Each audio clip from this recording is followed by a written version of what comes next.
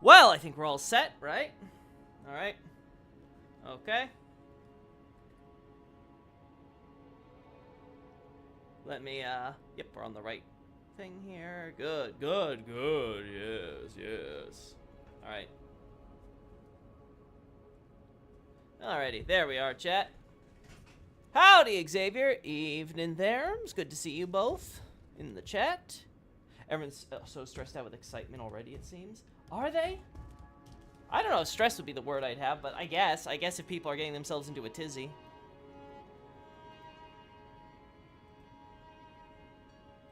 I can see that for sure. Alright. Hello, Cake Tray. Good afternoon. Chat, I had to put the music back on for the background audio to this because, oh boy, we got ourselves a new trailer. Very happy they did a CGI story trailer. You don't know how happy that makes me. It didn't give me the scene I would want, which would be Miquella being, like, bored in the middle of a meeting with, all the demigods and stuff. So, rip that ever happening, but, man. I just wanted, like, a shot of Godric, you know? Godric pre-grafted. Looks so cool. Thoughts on the trailer? I liked it. It's mostly narration-wise, like, a rehash of what we already got in the initial reveal. So nothing new, like, there, but the new visuals definitely give us new stuff to chew on, and it also clarifies one thing that the initial reveal wasn't 100% clear on, at least for me. The way they initially worded it was like, okay, when are we talking about the battle in the present or the battle in the past? When it came to, like, you know, this unsung battles that were happening with Mesmer and stuff. Now we have the clarification. Yeah, it's definitely the battle during the same time that America is, like, giving birth to the gold Erdtree and stuff, which is cool. I hate stress. Just think some people don't know women have breasts. Women have breasts? Is this so? Nardi, why didn't you tell me sooner? Real quick, you hear about the Dark Souls novel, Mask of Vindication? I vaguely recall hearing about that, but I believe it's already been confirmed it's basically going to be just a fan work based on interpretation of the lore. It's not going to have any oversight or direction from Miyazaki or FromSoft, from what I understand, but I haven't followed it that closely, so. Hey, Lemmy! Good to see you. Are you new to the chat? I don't remember seeing you there. Whoa, what am I saying? You guys don't appear in the chat for like one day, and I forget you even exist. Let's be real, chat. My goldfish memory is not letting me remember anybody well. I think the year or so has proven that. I think the scene with Mesmer's battle clarified a bit about his enemies, for sure. Tits out Tuesday. Why is America fisting of a JJ? I don't know, John. I don't know. Yeah. It's like, this is gonna be now some fun times as everybody scrambles to try to either fit them into their existing theories or try to come up with something completely new in order to save face. Myself included, of course. So it's gonna be an enjoyable time. I'd expect the Lion Dancer to be a battle unit. I'll be honest, I totally agree. Like, I was looking at that guy and I was like, you know, it's cool to see a Lion Dancer here, but it's like, oh no, they're actually using him for combat. Can't use real lions? So did Mesmer rule stuff? We don't know. I guess we'll see. What is Mesmer doing? Again, there's still a lot of open questions. Why is Mesmer in the Land of Shadow now and still? What is he doing there? Is he trapped there? Is he willingly there? Does he know what's going on outside? Is he, like, doing his own thing? Is, like what's going on there? Again, he still calls Marika mother and stuff, so, again, the biggest clarification for me is, like, okay, it seems like Mesmer 100% existed before the events of, like, way before the events of, like, you know, like the Crucibles end, or, well, at least we assume the Crucibles end, the, you know, the Liurnian Wars, like, all that stuff. It's like, okay, before, like, you know, Radagon marries Marika, right? Like, all that stuff with Mesmer seems to be that he's born well before that. So then the question would be, okay, so was he actually born from Marika, or is he just calling her mother because, like, she adopts him or something? Again, lots of wonderful questions to have in the lead up to the DLC. Hey, Edgy Boy, he wishes to wallow in the shadow. Oh, I see. He seems like he isn't a fan of omens, lol. I guess we'll see. Wait, but Mesmer has Radagon's red hair? That's another thing. Again, I was not willing to date Radigan too much earlier than Liurnia Wars because he just has up to 0 presence. But hey, never know. Maybe Radigan did exist within Marika before she even, well, potentially before she was even a god. Wouldn't that be interesting? Can't wait to turn the Lion Dancer into a new weapon. Oh my god, imagine we get like a freaking like lion helmet thing that like turns you into like a jumping like hyena or something like that. Just like run, you know, dashing around like freaking snaking your way like you're the Pussa Man. Oh, that'd be so cool. I'm not new, I just had hard to catch the stream live here in Siberia. No problem then, Lemmy. Again, sorry if I don't remember you, it's just... A lot of people come through, and I'm terrible with names. Honestly, again, I keep saying it, if Xavier stopped showing up for a week, I think I would forget he existed. I just want to see the meat walls in the game. Ah, yes, the Bloodborne area. I mean, Red Hair seems to be often associated with Radagon in addition to the Giants, so it'd be weird if he wasn't Radagon's son. It would be, but again, we don't know the circumstances. There could be some factor that we don't know of, and like, okay, like, for example, let's just say, throwing it out there, the idea that, okay, maybe Marika originally had red hair for one reason or another. And then, when she had, Mesmer, right? And then, afterwards, when she becomes God and stuff, she becomes the blonde we know her as.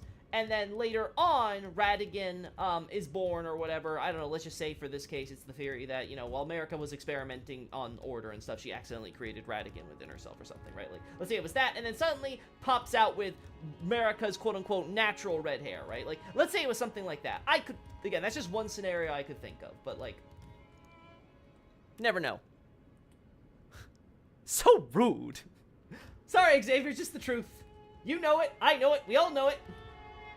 My memory ain't up to snuff. Thank God I write things down, chat. So those rune things are probably Grace's? Yes, yes. They confirmed before that Miquella's footsteps would be the new Grace point thing. So it seems to be, yeah, they're retexturing Grace for the Shadowlands. So it's going to be like this Miquella rune thing. Which, again, I'm totally okay with. I think it looked nice. It's also interesting because if they ever do an Elden Ring sequel, which again, I don't know how they would go about that exactly with the way that the world is currently set up, but who knows, Shadowlands might change my opinion there. The idea that they're not going to marry themselves necessarily to Grace specifically is very encouraging. I personally think she had red hair, but Grace turned her to gold. Yeah, that'd be very cool. It would also explain Radagon's reaction, too, because, again, if we're going with this idea that Radagon sort of, like, popped up and he's essentially just Marika, but now in a man's body, right? Like, that's sort of his consciousness at the point of his inception, then that would, again, explain even more so his hatred for his red hair, because then it would be Marika waking up not just as a man, but a man with the hair color she thought she forewent when she became God, and it sort of, like, brings her back to her less than divine days. I could totally see that. Honestly, that would feel very ad hoc. Loki, listen, it doesn't matter what we feel is ad hoc. What matters is whatever was in Martin's pages that Miyazaki decided to put in game or not. Oh, so it'd be Marika who's ashamed of her red hair and not Radagon? In a sense, right? 'Cause I would be arguing that either way, because originally, my argument would be for Marika hating her red hair is that, because it reminds her of the giants she so despises, seeing an entity, seeing quote-unquote herself with red hair is just absolutely detestable to her, right? But again, if it's the idea that the red hair from Mesmer predates all of this, potentially even anything involving the giants, then it could be an entirely different reason with Radagon. I personally hope that FromSoft continues doing standalone Souls games, but I wouldn't say no to a sequel of any game. See, here's the thing. I like sequels. I know Miyazaki's not opposed to them per se, but I agree that I think Miyazaki's in his element when he's concocting new worlds or collaborating in the concoction of new worlds than when he is strictly working with some of the same old stuff. Because I think what happens is he gets tunnel vision and he feels like he needs to thematically tie it to whatever the original games had as like their central theme or whatever, and doesn't let him sort of branch out with that. I think that's one of the downsides to the Dark Souls as a series. And maybe it's not necessarily his fault, but, like, we haven't had, like, say, a Bloodborne or Elden Ring sequel to kind of confirm, that, so We'll just have to wait and see, I guess. We don't live in that reality so far. Speak of Dark Souls 3's heavy ties to Dark Souls 1 to both games. But yeah, just the premise of the, everything has to go back to linking the fire. Again, I don't think anyone would complain if you saw a Dark Souls title that was more, you know, Bloodborne in scale, right? Where, you know, you're just going to some city somewhere in the setting of Dark Souls, and there's maybe undead, and there's a bunch of other stuff or whatever, but it has nothing to do with this whole larger questions of what is a king, and which direction should the world go, and, like, what does it mean for you to conquer adversity and you know, decide the fates of everyone, like, all that. Like, all these questions don't need to be asked. You can have a story that has, quote-unquote, low stakes, and it would still be interesting. Because let's be honest, people, the masses don't care what the story of these games are anyway. They're just there for the gameplay and the awesome world design. That's what most of the normies play FromSoft titles for, and I don't blame them for that. Just saying, that's the reality. To be honest, America seems like she would be willing to forsake her past self, especially considering how she was willing to abandon her Omen twins. Yeah, it's one of those things where I feel, especially, like, over time you see that kind of take a toll on America, it seems like, and it culminates with Godwyn. But it definitely seems like there's this idea that America loves her children, but she's more than happy to sacrifice them for her own personal ambitions, and sort of, like, discard them and sort of, like, put them to the back of her mind, right? And reminders of those things, you know, it's sort of like how she's the prankster, right? When, you know, she's trying to have fun in the moment, but then you kind of remind her, hey, you know, things are serious or whatever, or, you know, you kind of did this bad thing. It's like, no, I want to go and have fun and stuff. Why are you trying to, like, bring down my mood? That might be the psychology at play. Are we going to be the Shadow Lord when we beat the DLC? No new endings from what I understand, so I think this is purely going to be just a side story. I remember watching one of the Sinclair Lord videos where you were a guest talking about Gwyn, and I was like, wait, Gwyn is evil? Yeah, and we might be learning more about Marika, right? Like, Marika's been a bit in a weird position because I haven't thought too hard about, like, the present story and stuff and what role she's playing in our narrative and things. She's definitely, of course, a very similar character to Gwyn, but I'm not sure, like, how many things can truly be, like, attributed or faulted on her so far. But who knows? This DLC might change that. It might firmly put her in the villain camp. I'm really interested in seeing where they go with her, because I personally, I like Marika's character more than Gwyn so far. I think just the extra nuances with, like, the children we get with her and stuff, just, I think it adds a lot. Marika just needs to take Zoloft and deal with her shit. I'm gonna be the Shadow Lord and dress my character in all black. I mean, it's a role-playing game, John. You're free to do what you will, right? No luck, Cake Tray. We're not gonna get any new endings, probably. Maybe Zaki could outsort the sequel to Yui. Maybe. After Sekiro, he at least shown that he has the chops to do better than DS2. But granted, DS2 is its whole mess, so it's not entirely his fault either with that. She did do a lot of shady stuff already. Yeah, but shadiness just adds complexity to the character. The question is sort of like, it was Marika working for a greater good beyond just her personal ego and ambitions? And was that greater good built on relatively good intentions and means, right? That would be the big question for Marika's status in the narrative. And again, we've been seeing sort of the bright and shiny side with the Erd Tree. Now Miyazaki really wants to focus on the shadow side, which otherwise we haven't seen outside of the actual shadowy incantations, right? So, and again, I'm gonna be very curious how it's all gonna tie back again to what we see here with the Altus unification and stuff. I'm very curious how things are going to go. Are we going to learn about new alliances, even more enemies? Is it going to be a lot more complicated than what the existing evidence provides on the situation, right? Like, is it going to end up being more simple or something? You never know. That could happen too. It could just be we end up seeing like a lot of events distilled into one period. It's like, oh, okay, now everything falls into place. Again, I'm just excited. I'm always happy to have more FromSoft games to play. And I've liked Elden Ring's narrative a lot so far, to like dig in and try to understand it, and like having like, you know, quote unquote the complete data set now is like enticing. How many things do you think they're gonna retcon? I don't know, we'll see. We'll get there when we get there. Again, if this is as Miyazaki says, just talking about the stuff that was in Martin's document that he just couldn't fit into the base game, it may just end up we'll be seeing lots more hints to things in this game that are getting clarified and not necessarily retconned. Again, a retcon would be the idea that you have an established continuity that then gets subsequently changed, often with the idea that there's a different creator or different intentions or someone just changed their mind or whatever. right? And this obviously happens after it's already been established as a continuity. It's not like, oh, during development or during, like, you know, pre-release or something, they went back on certain ideas. So, again, I am very hesitant, especially by the nature of these games, to declare anything a retcon, without really good evidence.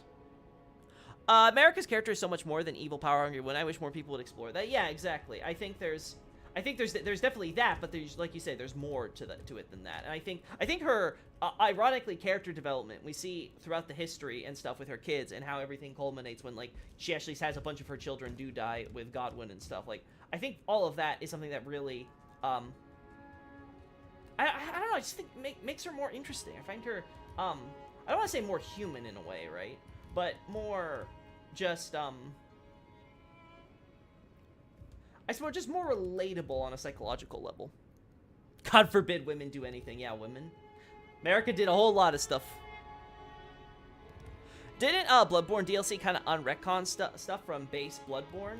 Not really. Like, if you're thinking of, like, stuff like, say, the idea that Gehrman's apprentice was a man, that was never in the Japanese text. That was, a poor decision by the localizations part. Yeah, I don't want to go into the whole rabbit hole with Maria and stuff, but, like, there are a bunch of things that I wouldn't necessarily say we're trying to change the continuity. Some of the stuff with the, executioners in the choir and a little bit of School of Mensis did get some much appreciated help, though, to help kind of smooth things over. Because again, this is the benefit of the DLCs. They're gonna let us be able to look at the full picture, right? You know, maybe there's some ideas, maybe there's some things that were left on the cutting room floor, maybe there's some, like, scrap content or whatever that'll get recycled or something. Maybe there's some concepts that Miyazaki just wouldn't be able to be like, you know, I don't have time to really get this all in there or whatever, right? And make something, you know, semi-cohesive, right? But now he's like, okay, now I can fill in all the holes or the patches or stuff, right? And we're gonna actually talk about that. So, speaking of, I think that's a good time for us to get into there. I was more thinking stuff like removing a leg and stuff. No, we had some of that in the original as well. But like I said, it's something where, again, the DLCs help bring out some stuff that may be very subtle, and not necessarily picked up upon by fans before the DLC drops. We talked about a few stuff before when the initial reveal happened, like, who knows, maybe that grave with the smoldering butterflies is a reference to Mesmer or whatever. Again, we'll see. We'll see. But until then, let's actually look at the trailer, chat. I want to actually check this thing out. There we go.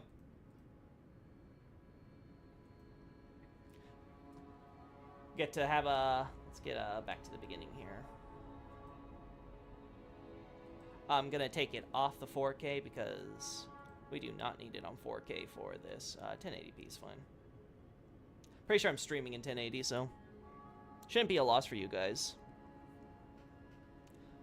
And then, yep, this is all set up.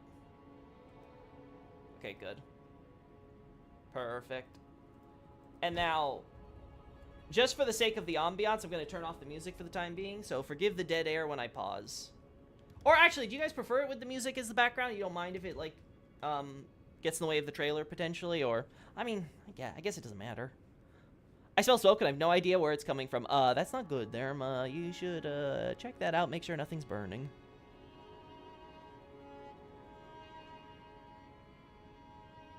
Alright. Yeah, I'm gonna leave it on. Full disclosure, Mesmer is my dad. Oh, man. I hope he was a good dad to you. Is it burnt toast? Yeah. We're gonna do... There we go. I'm gonna put it down just a smidge. Okay. Alright, tell me if the trailer's too loud, guys. We'll be looking at that.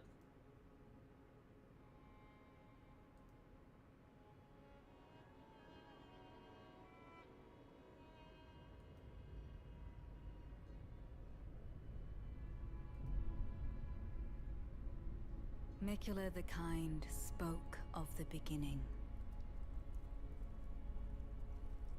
The seduction and the betrayal.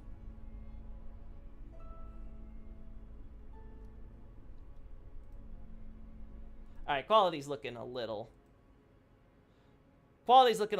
rough here, but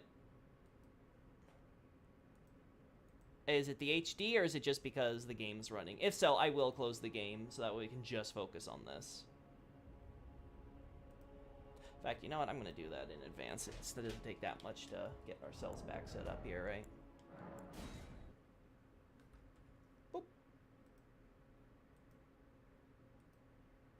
Fee! Oh my god. Do you think that Miquella is do you think that is Miquella or America? America.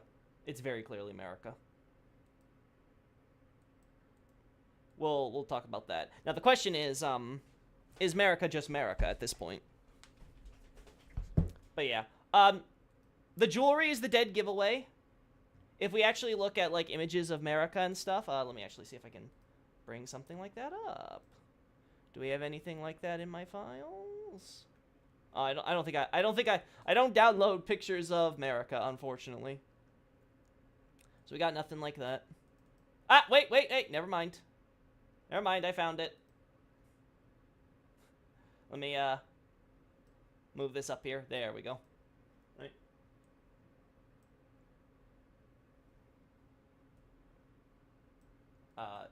Hello? Loading? Why are you loading? I see somewhere on Twitter that what America is grabbing in the beginning looks like Godwin's eye when he's in Prince of Death. That's an interesting take. I'll have to definitely look at it. Hello? Setup? What are we doing? Oh, it froze and broke. Okay, sure. First time I've ever had that happen to me.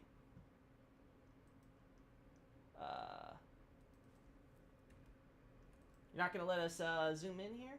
Really? I guess it is small. But you can see, same idea. You can look here and you see the bangle. Very clearly the same. And you'll see the same thing on her,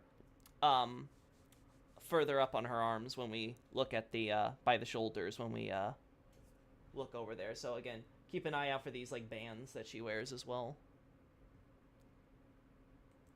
Hey, Raijin. Welcome to the chat.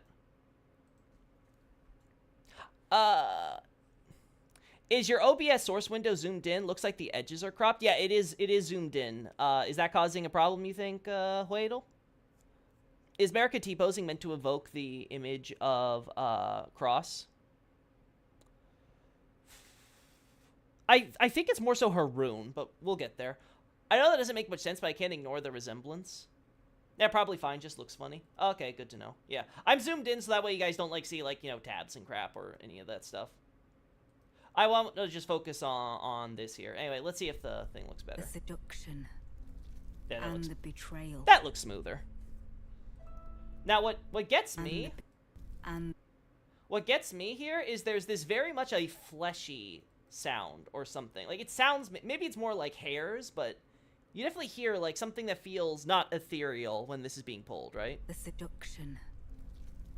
Right? And it almost looks like it's physical. It's not like it's just, like, magical thread or something like that. Like, there's some substance to it. If that's America, they need to make her breasts consistent. Several of her children look like her, and outfits aren't static in this game. Well, again, if Ratigan exists, who knows? Maybe she's transforming into her other half at that moment, or maybe she's creating her other half in that moment, if that's what gives birth to Ratigan. Again, I'm open to a lot of possibilities here. That is fleshy. Yeah, it feels fleshy. Now, my first thought when I looked at this was like, this kind of looks like Godskin. I don't know if it is. It could just be like a cloth bag or something. But I know that I'm not the only person that probably saw this and thought, ooh, is that Godskin? And the betrayal. Which, again, this isn't going to answer the question that I would like by itself. But if we're able to firmly tie the Godskins to before the Erdtree was even born, like back during this like Empyrean age period with the Glowmite Queen and stuff, that would be really cool, because it would help like simplify a lot of problems we have with like say my current going position, which would be like putting it toward the end of the or in the lead up to the end of the Crucible stuff. So that would be neat. But again, we'll see, but I'm curious what else this could be though, if it's not Godskin. Or if it's just supposed to, or maybe it's supposed to be foreshadowing for Godskin. Again, we have the bangle, lots of flesh stuff. The seduction. It looks like, let me put that on, I want to look at that slowly. Seduction.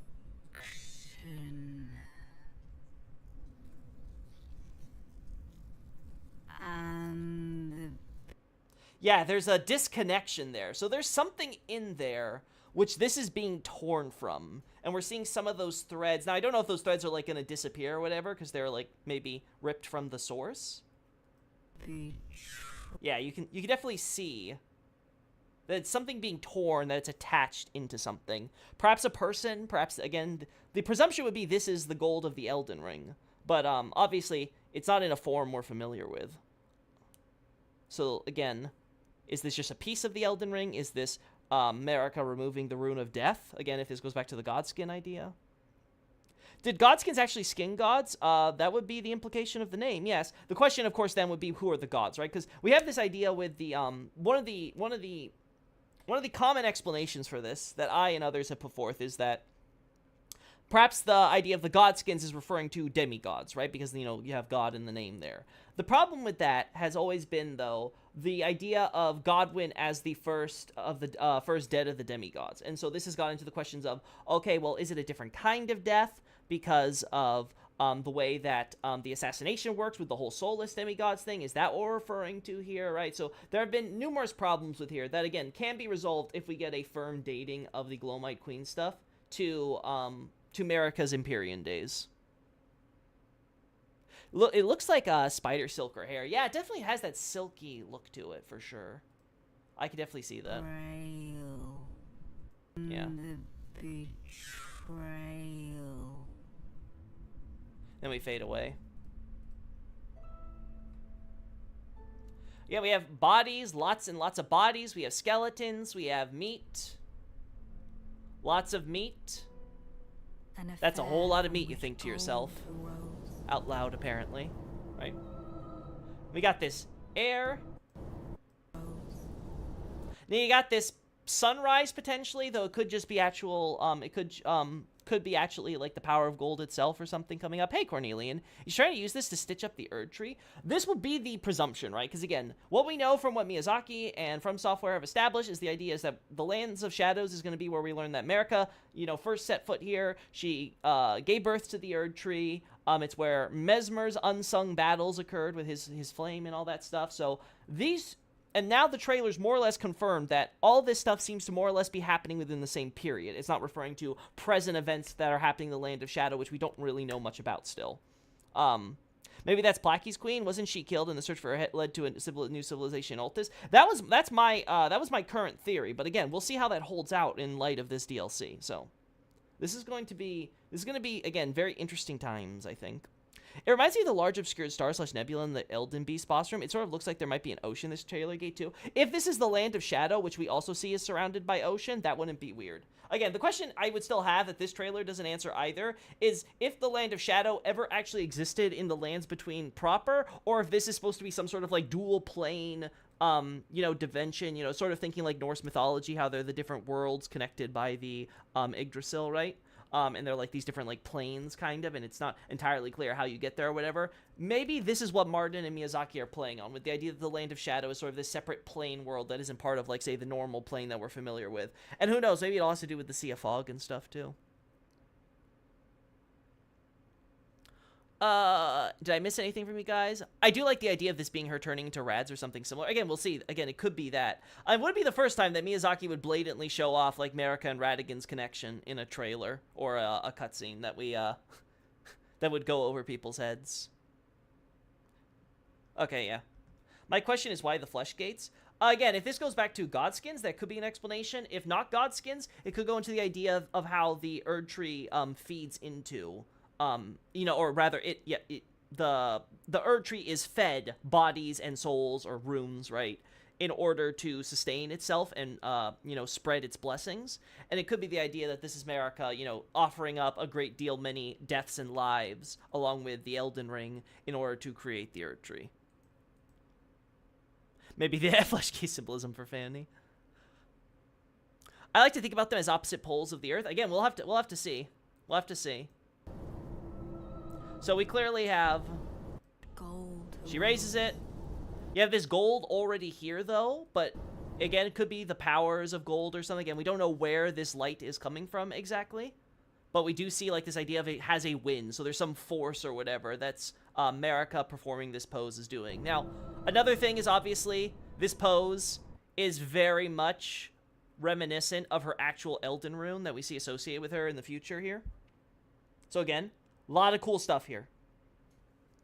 It's definitely sort of giving this idea of like the establishment of Marika as we know her in this moment. So I saw a little bit of Quelaag stream before coming on, and she was pointing out how we got this gloam color to the clouds and stuff on the side, and then you got the gold here. So this all, like people have said, this looks like a gate of some sort. It could be a dimensional gate even.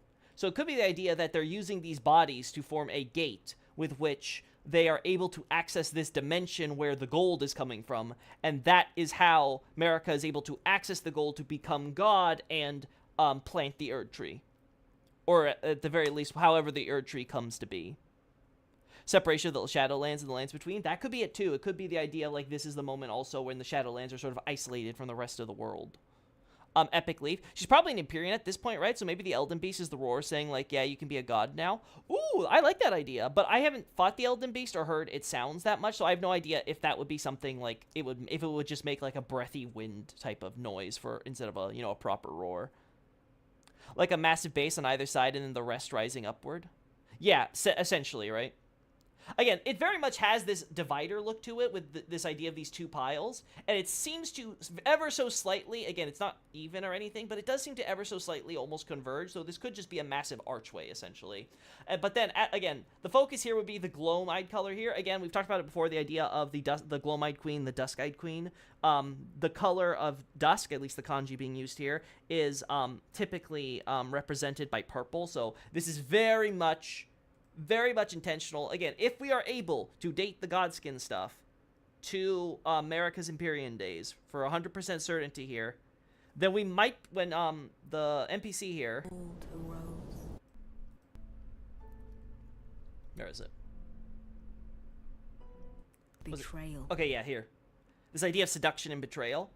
Then the idea could be that the betrayal is referring to Marika working with the Gloam-eyed Queen, like they were working together, and then betrays the Gloam-eyed Queen to become God. And like the idea is like, again, she has Malekith kill the Gloam-eyed Queen for her, and then she seal the Rune of Death, which again would date the Rune of Death thing to before like at the start of the Erd Tree / the Crucible then, which would be very interesting in its own right.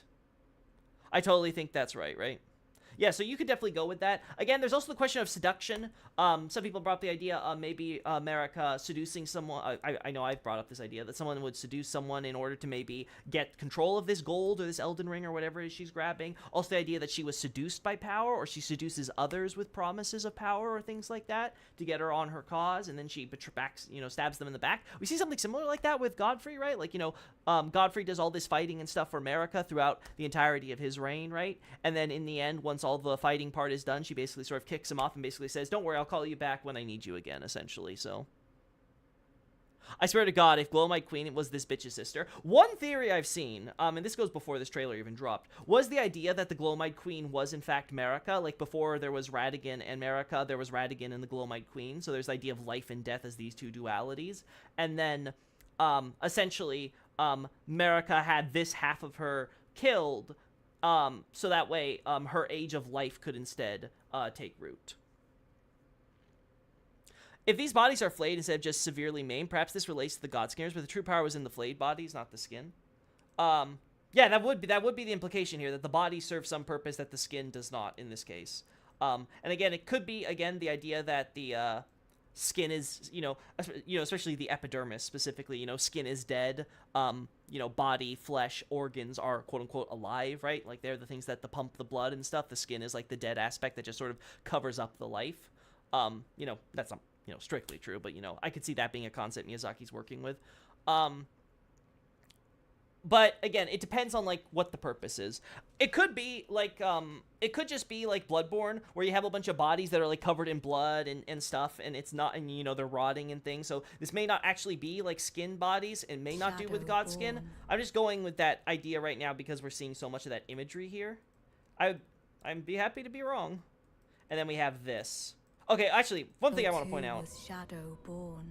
So what we're told here in the Japanese for this trailer is more or less the same as what we get in the English, so that's nice. The idea is basically being told us like, okay, so Gold was born from this seduction and betrayal, and Shadow was also born. So this is the moment, presumably, that the Shadowlands, as we experience them in the present, come to be. The question, of course, is how wide was that? Was that like an instantaneous thing? Was that like a period type of thing? Like, do we have, like I said, is it the idea that there was this landmass in the lands between that got like isolated to its own dimension, and then Mesmer's sent in to do stuff? Is the Mesmer thing with the Land of Shadow like separate? Like, so many questions. Is God or demigod more than title? God is definitely more than a title. We've seen a lot of things to substantiate that Marika has like some powers that are unique to her as the god and being the vessel of the Elden Ring.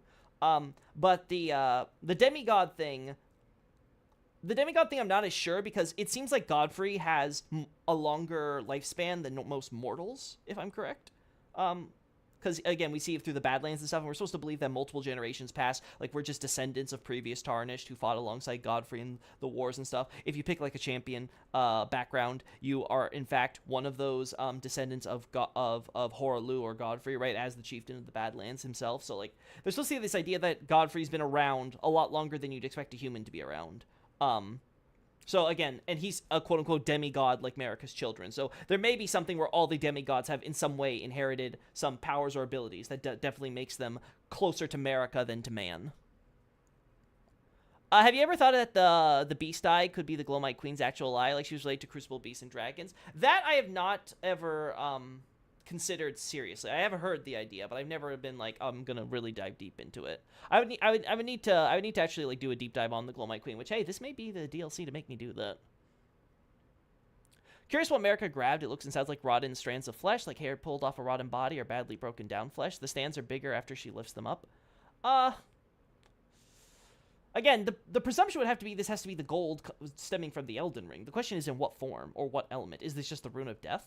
Is this more than just the Rune of Death? I don't know. Since Miquella needed blood for the Haley Tree, maybe the big secret they were trying to hide there is that Erdtree was made with all these sacrifices, and so the Crucible being red like death. That's totally possible, Baltoy. Like I was saying earlier, the idea of using this as like an offering with which to feed into the Erdtree. We know bodies and stuff through Erdtree burial continue to be a thing with the Erdtree, and so that idea may still hold weight.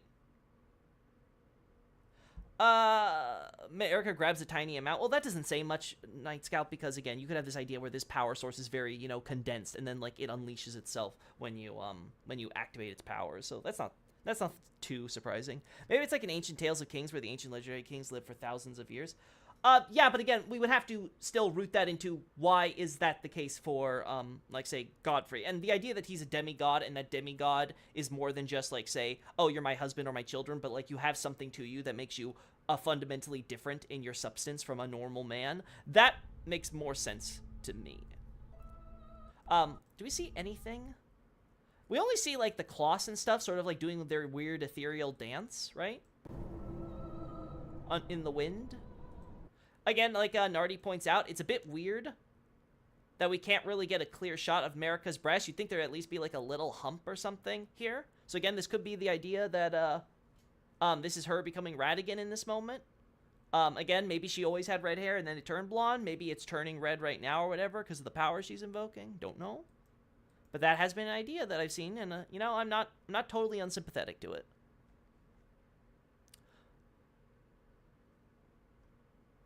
You think she's pulling strands of grace like hair or silk from a cocoon? A cocoon is an interesting... You guys have mentioned that before. Let me... Oh, there we go.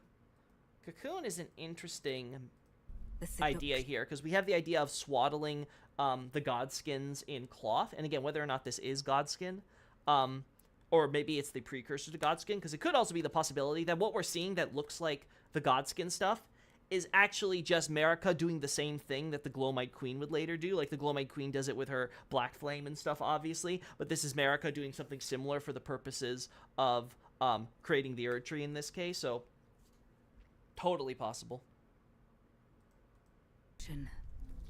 And the betrayal. Nice. Yeah, I could see it as being like the silk of a cocoon. And the problem is this thing here is that... a cocoon of some sort, or an egg, or something of that nature, like some sort of like ball of silk or whatever, using the gold. Because only the actual threads we see Marika pulling have that gold to them. Yeah, it glows in her hand. She's probably covered in blood, so maybe it's actually red hair. That's true. Also, Epic Leaf. Again, it's hard to tell because you have the lighting here, so she's mostly in shadow. So it could be the red is just a matter of like maybe she has like brown hair or whatever, but the yellows making it look more red than it actually is. Could just be her gold hair, but again, because of shadows and shading and reflections and things, like some of this could definitely have me believe it more. Again, we'll see. So many possibilities, and that's why with trailers you never really know what they're really telling you. If we put the Glowmite Queen so early in the timeline, what would have caused the Crucible disappearance much later? It could be the same causes, Boltoy, but the timing would be more so because then the Crucible simply ran out of juice over time, and not because something caused a dysfunction in the machine that was otherwise working fine. Interesting use of gold strands such that, considering how important sewing seems to be to Marika and Rads. Yes, Radigan's entire personality comes to revolve around mending, right? Trying to, make himself complete, perfect, be able to find his own identity and stuff like that, like sort of repair the seeming mistake of his existence, right? Like all of that is tied so deeply into Radigan, and yet we're seeing, like, again, a similar idea with threads being used from the start, which again isn't weird because Marika's hammer also has threads covering it. I remember Adolphus pointing this out earlier.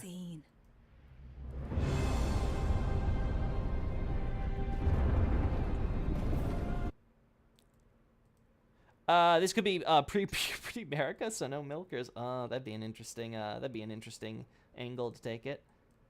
So we have here.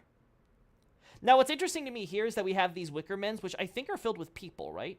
Correct me if I'm wrong. I think in the last, when we saw the gameplay trailer, they were very clearly filled with guys in it.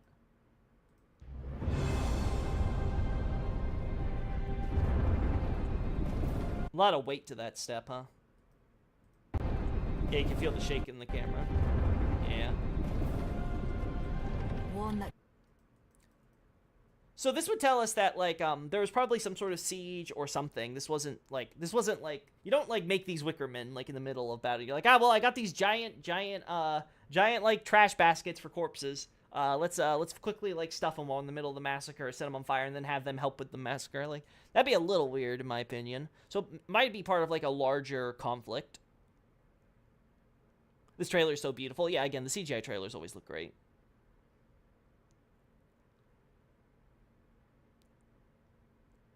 Can't wait for the DLC to drop and be like, no, you were wrong. It happened like this. Again, that could happen, Therms. Let's see. So we got the Wicker Boys.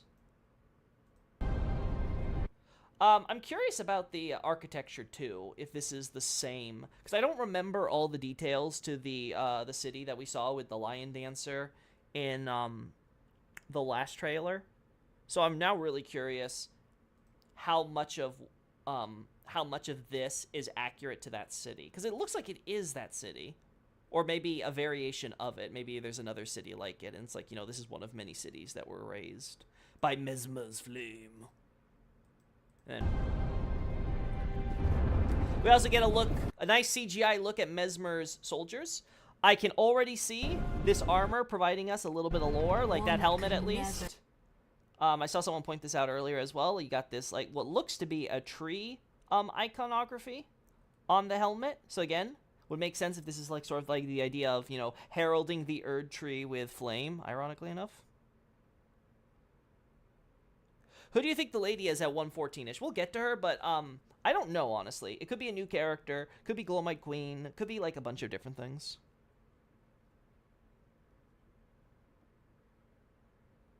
The flames look and move like snakes. Yeah, we see that later on as well. It seems that Messmer was acting as Marika's general, going to war following her orders. I wonder against who? Against who would be the existing cultures that were there before the Erd Tree. Now, I've labeled these cultures the farm colonies before, and it's going to be interesting seeing how that's going to be expanded upon or change as we as we navigate the DLC. Because we have all this idea of a culture and something very expansive and involves, you know, dragons and lions and potentially even the Erd Tree. It's hard to tell with the Erd Tree iconography because the tree iconography could theoretically be like a renovation added in after the fact. But like you could say that about like anything, so it's always really hard when it comes to dating that stuff. But there's so much that goes into that. I thought it was a weird bird instead of a tree on a helm. It does not look like a bird to me. It definitely doesn't look like a bird. Let me... Yeah, so this is, I think, the earliest frame we can get it with all... This definitely looks like a trunk with a bunch of branches and stuff overlapping, the way that they're doing it. Yeah, it reminds me of a series of veins. Yeah, that too. It definitely sort of evokes that imagery you also see on, like, Crucible Knight armor, right? With the tightly packed veins coming from a center point. Wonder if that's intentional there. I really think that Trina's going to have a bigger presence in this DLC. It might be. They created a CGI model for Trina, so why not? Weird bird, I said. This is perhaps one of the most curious things I have in the trailer, because I'm like, oh, who are you? Oh la la. I really think the pregnant lady in the painting in the first trailer is Marika's mom, but I have no evidence. Oh, I mean, who knows? Could be even Marika herself. You never know. I want to hope it's not Marika, because, I don't know. Lady didn't do anything for me compared to Marika. Like, Marika, like, I'm like, yes, be my god. Oh! What the hell is this? I guess I accidentally pulled something. This is in October. There we go. Let's see. Howdy, Loki. What a treat for everyone on the stream to get classic Loki analysis of this. Hey, Victor Gaming. Well, thank you. I'm glad you guys enjoy it, but... We have a very curious case here of guy stabbed a lot, and then everybody sort of just walking around him. The body with spears poking out is going to be a random, unexplained, unique enemy like chained prisoner in Lucille. Oh god, I hope not.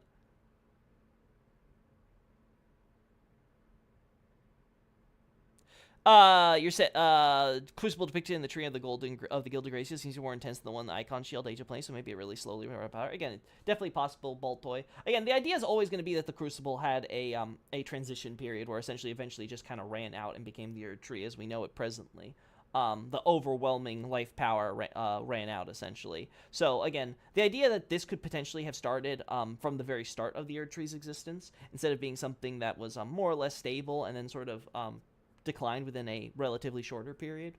It's totally possible. There's a lot of cloth on that stat figure. He's got like a cloak or something. So like when I see like cloaks and things, I usually think of like eminent figures, right? Like priests, kings, you know, high officials, like a prime minister or something. Could be like a royal guard even. Like that's the type of stuff I think of when I think of like, you know, people in like big fancy capes. But then again, I think Mesmer's soldiers also wear capes, so... Do they?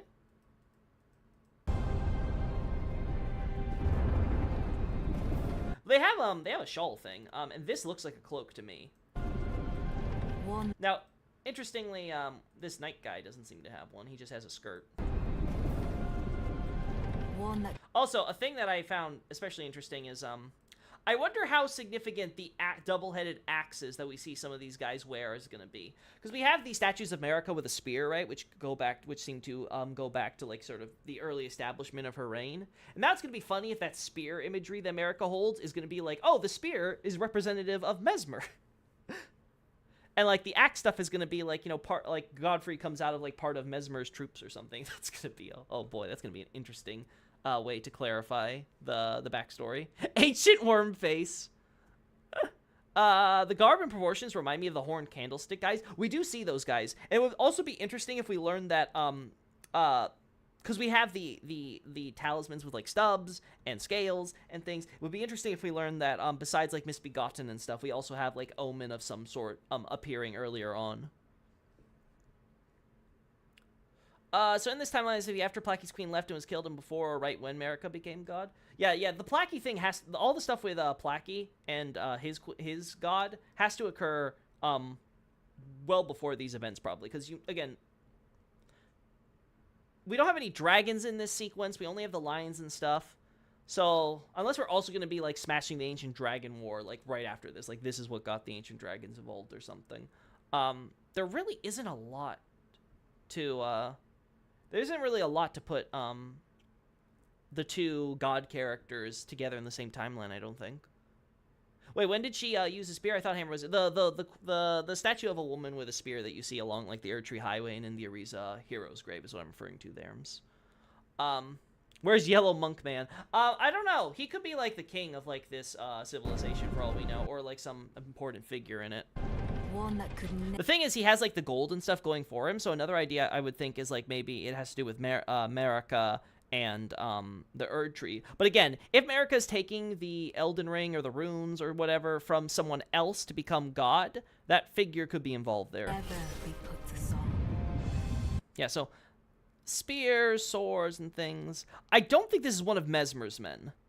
It would be weird that it's like, okay, one of our guys fall, we're now going to be very, very much avoiding this. Now, again, it could just be for the trailer. They're just like, for dramatic effect, we're going to have these guys, you know, charging on every side while we have one of their victims, like, in the middle. Maybe this is just generic dude or something, but I feel like there has to be more there.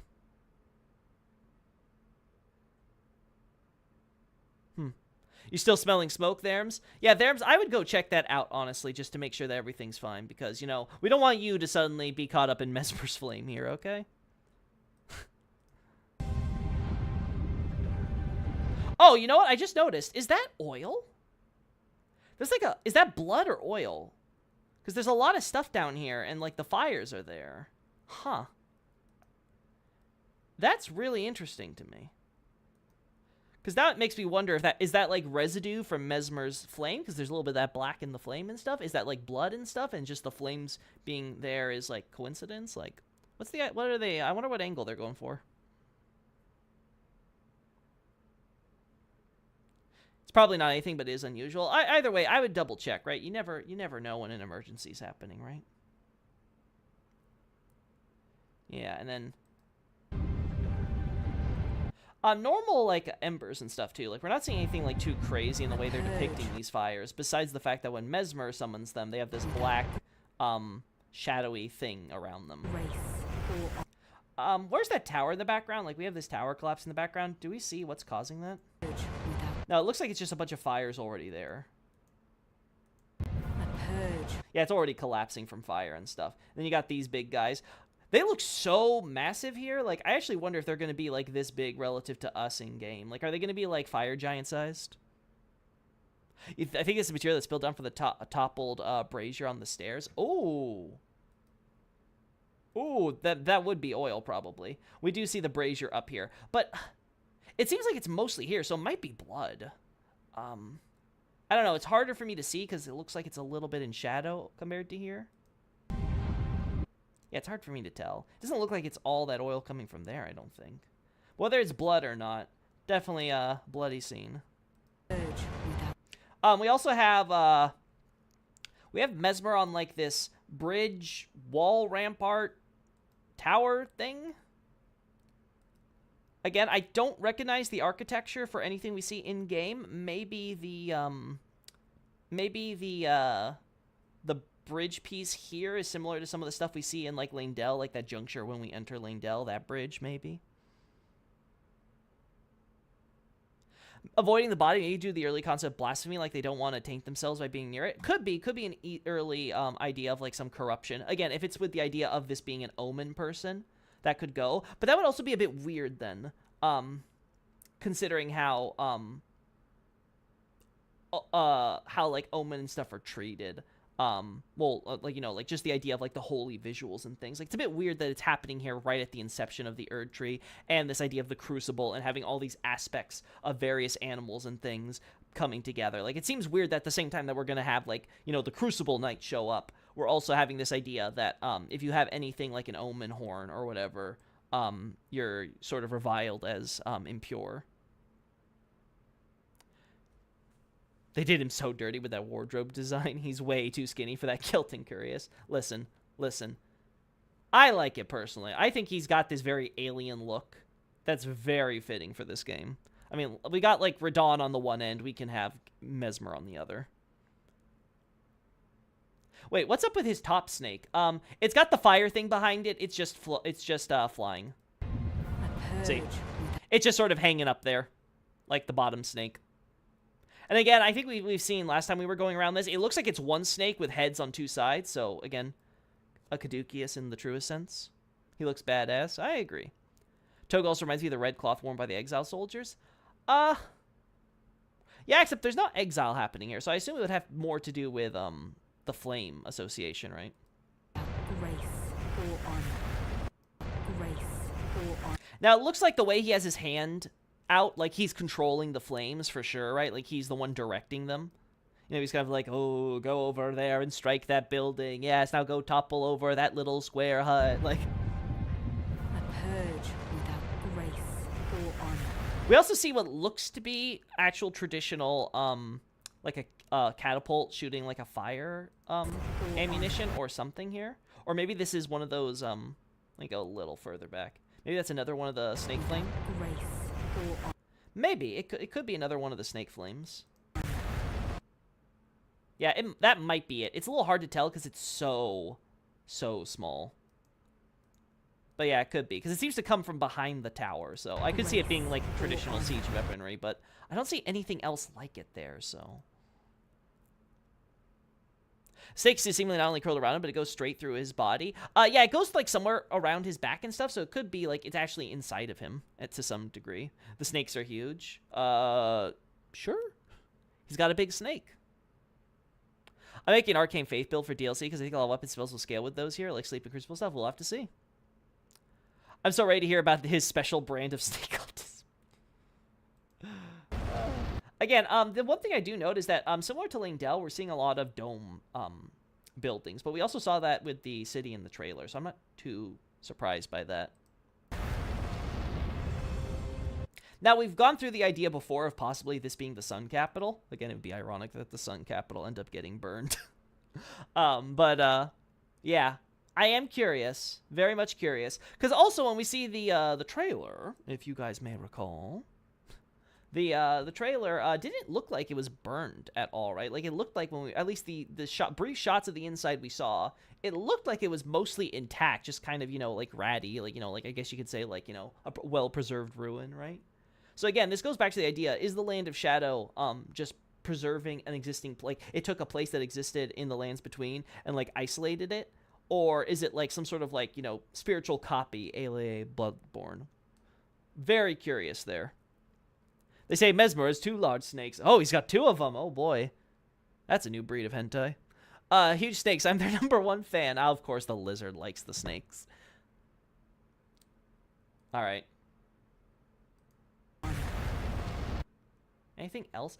There's something here in the corner, but I can't tell if that's like a building or if that's like some rock face in the background. Like, we also have like this large bridge stuff. I would be interested in seeing if we can find any of these like building tops or anything and like have them one-to-one with the area we saw in the gameplay trailer.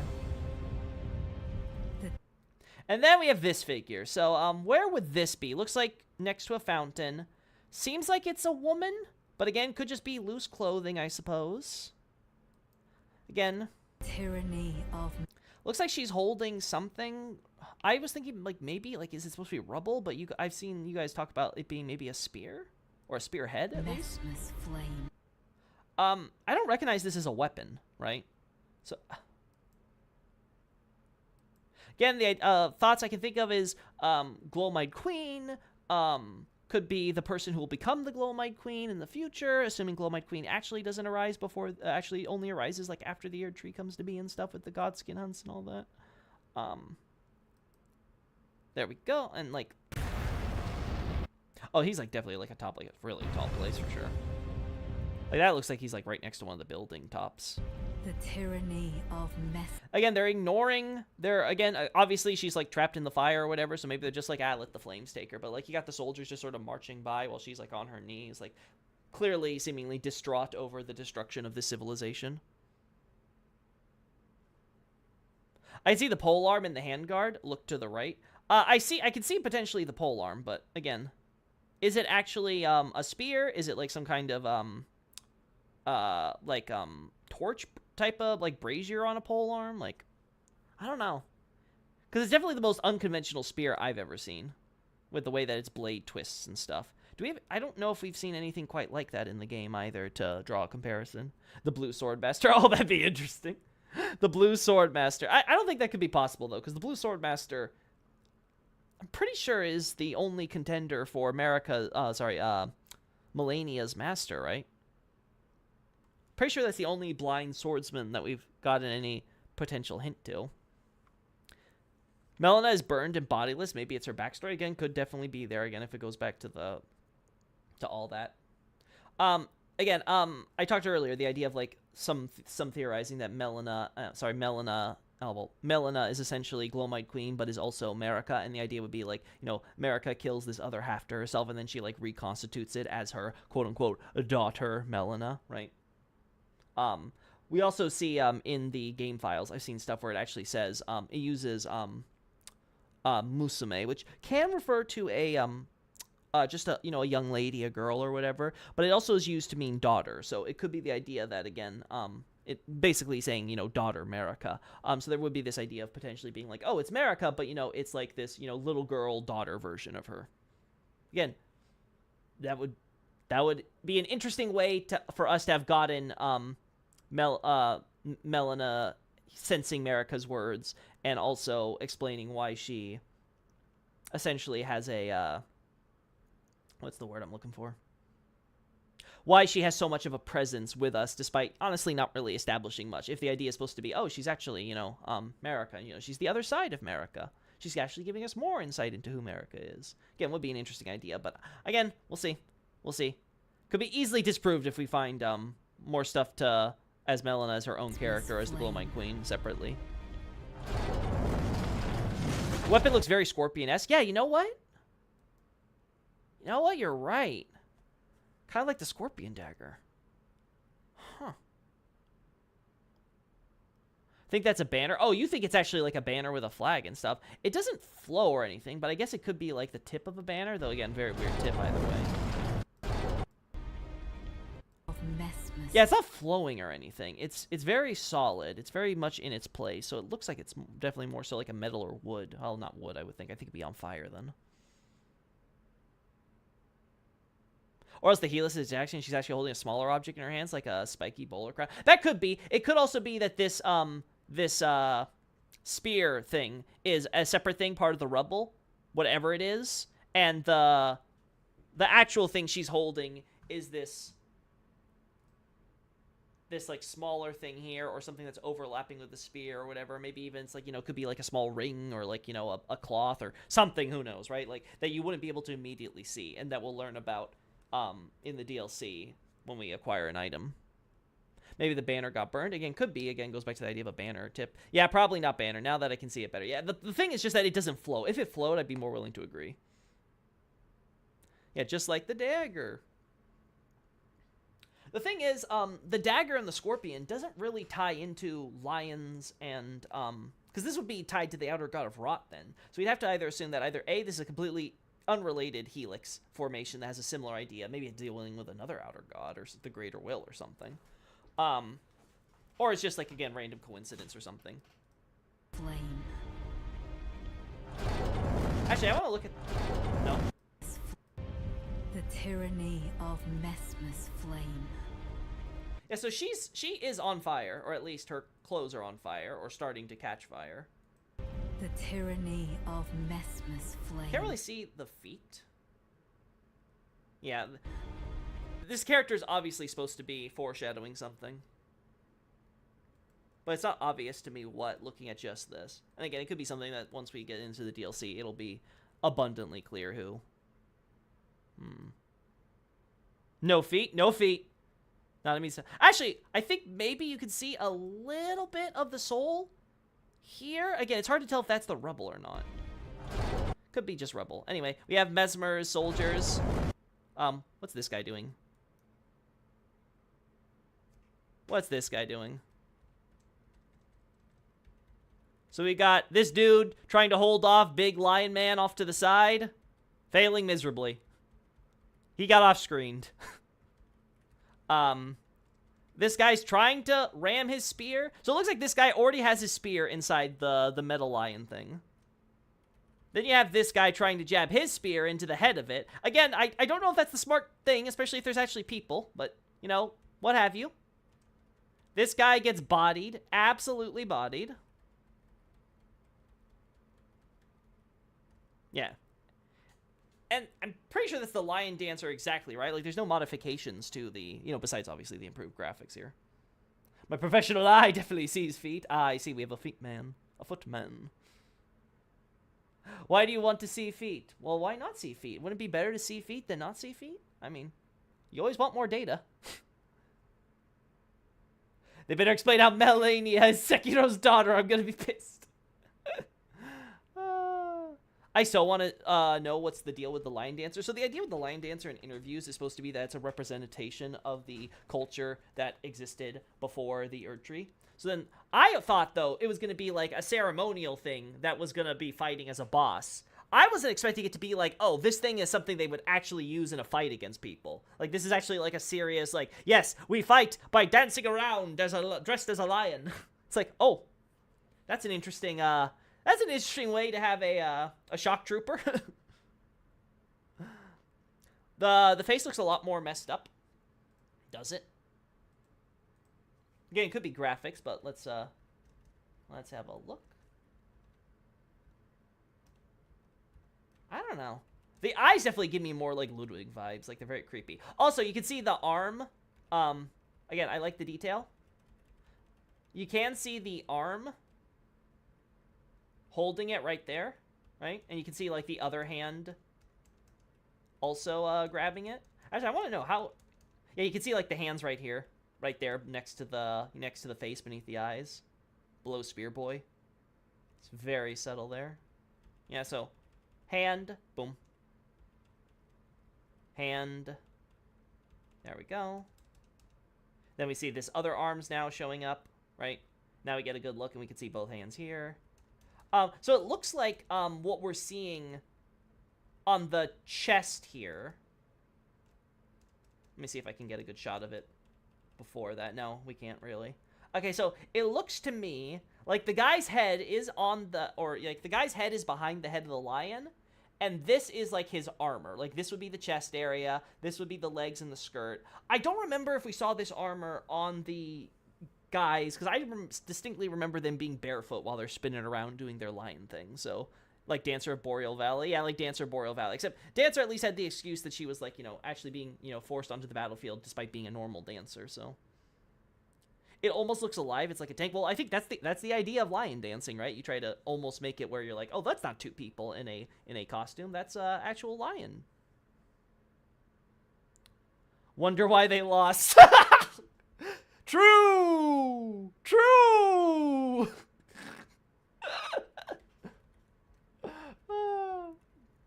We also see omen horn type things here on the side, so it goes with the idea earlier that there may have been like an omen culture on here. Which would be interesting if there was the idea that you had omen that existed in the city, and then there was a separate thing involving omen later on. With the Erdtree Kingdom. Yeah, and they just... He has the guy, like, open wide. Now, again, having fully exposed arms, you know, managing this lion, I can understand how it makes it easier, but it makes me question the combat strategy. But you know what? Who am I to tell other cultures how they do things? They're only getting genocided, after all. Yeah, we see the hands. Very big blur here. Hello, Mr. Hand. And they're doing the thing here.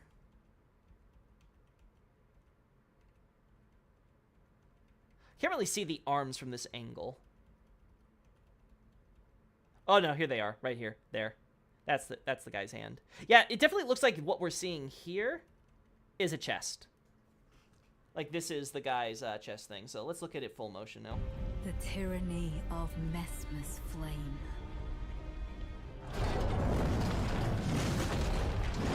Yep, and then they now transition to him jumping here. Nice jump cut. So we can kind of get a cool look at... Alright, Messmer, you were commanding flames from the top of a tower, and now you're down here with the rabble. Why? Seems like you were doing pretty good, man. You know, maybe both sides didn't have smart strategies going into this war. Wonder if it's like Chosen Warriors or the Crucible that are in the Lion, or like some tank operators, like you said, John. It's definitely like they're supposed to like try to act as like some heavy hitting unit, right? Like it's some sort of shock troop, I would say. Kind of like the trolls for the Erdtree Kingdom. But the way I would see it is that I don't think this would be Crucible related, because again, this is supposed to be before the Erdtree, and the Crucible is very much tied to being a tree. Like, that's been very firmly established, that the Crucible is, in fact, the quote-unquote original Erdtree. The Heavy Pauldron and Lion Dancer outfit remind me of what Mohg wears, too. I don't remember Mohg's pauldrons that well, so I really can't comment on that. Maybe there's some magic going on that causes people in the dance to act like muscles? It could be. I mean, we have perfumers using like their drugs to make soldiers like quote unquote like berserkers, invincible on the battlefield or whatever by like, just getting them high. So like, why not? The burning building behind the lion as it jumps to Mesmer resembles a building we can see in the Lion Dancer's boss room. Oh, does it now? That is cool. If so, let's have a look. So this one here. You think this might be the actual area where we fight the boss, only on fire in this case? If that's the case, then 100% there has to be something like, weird going on with the Realm of Shadows. It can't just be like, oh, the war never really ended. They've continued fighting ever since, Mesmer took over or whatever, right? Like, that's not something you can just kind of, like, brush off. Looks like an early take on grafting, but the creatures didn't survive, so they're, like, puppets now. Oh, that's an interesting idea. The idea, like, they're kind of, like, infused with the armor, so it's, like, a part of them. Why no lightning from Lion? We don't know what the context for the lightning is for the Lion in the boss battle, so who knows? It could be something unrelated that happens to coincide. The Eternal War. Yeah, we have the Eternal Queen and we have the Eternal War. That's also another interesting thing. If we have the idea that the Rune of Death was removed from the start of the Erdtree, then this basically means that Marika was established herself as the Eternal Queen from the start. Like, she was never going to be replaced. So we have Mesmer here. There's our thumbnail shot.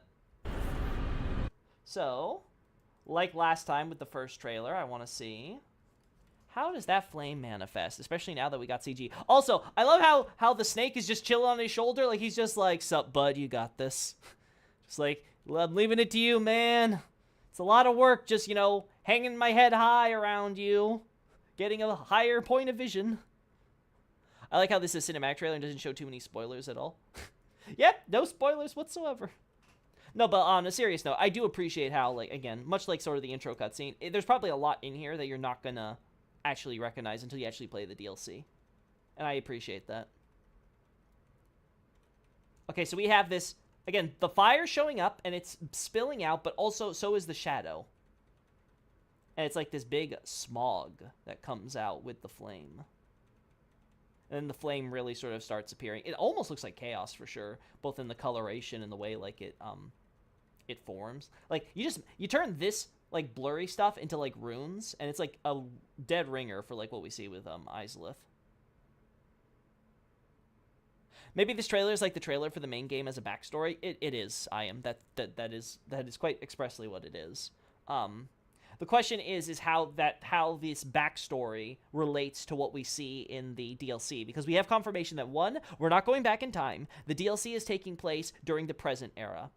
The only question is, why is the Land of Shadows this separate place that we need to kill Radahn and like go to Miquella's body? Well, Miquella's body, it's obvious because Miquella's there, and we're like using dream stuff, right? So most of this can be justified on account of like the dream worlds and the spirit realms and stuff like that. But I at least don't know enough about the cosmology to understand how exactly all that works.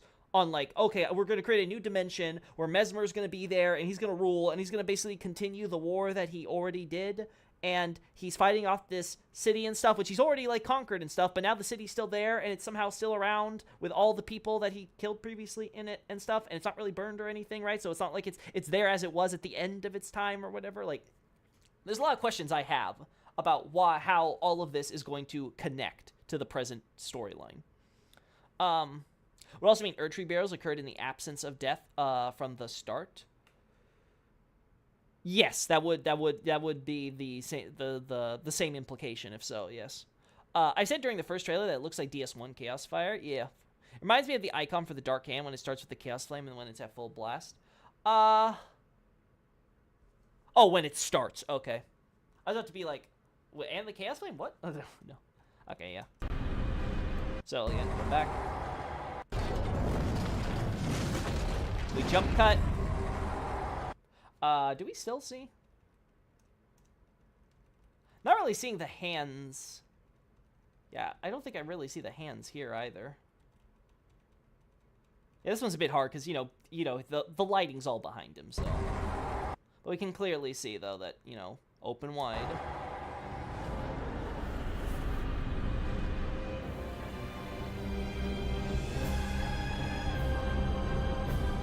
Now, that looks like horns to me. That 100% looks like horns are being impaled on there. But I can't tell if those are the horns that we see with the Lion Dancer, and it's like this guy over here is the Lion Dancer, because that almost looks like the face of him, right?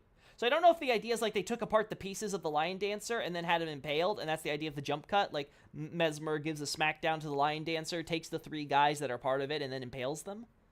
That's the part I'm not 100% clear on. Hands holding bottom of chin, good to know. Yeah, these are the Lion Dancer outfits? Okay, yeah. Good to know, then. I think Messmer impaled 3 different Lion Dancers. I don't think it's 3 different Lion Dancers. Because, again, the Lion Dancers are already 3 people in one. We can see the multiple feet in the last trailer. So it would make more sense if it's like, okay, we're taking apart the pieces that make them up and impaling them separately.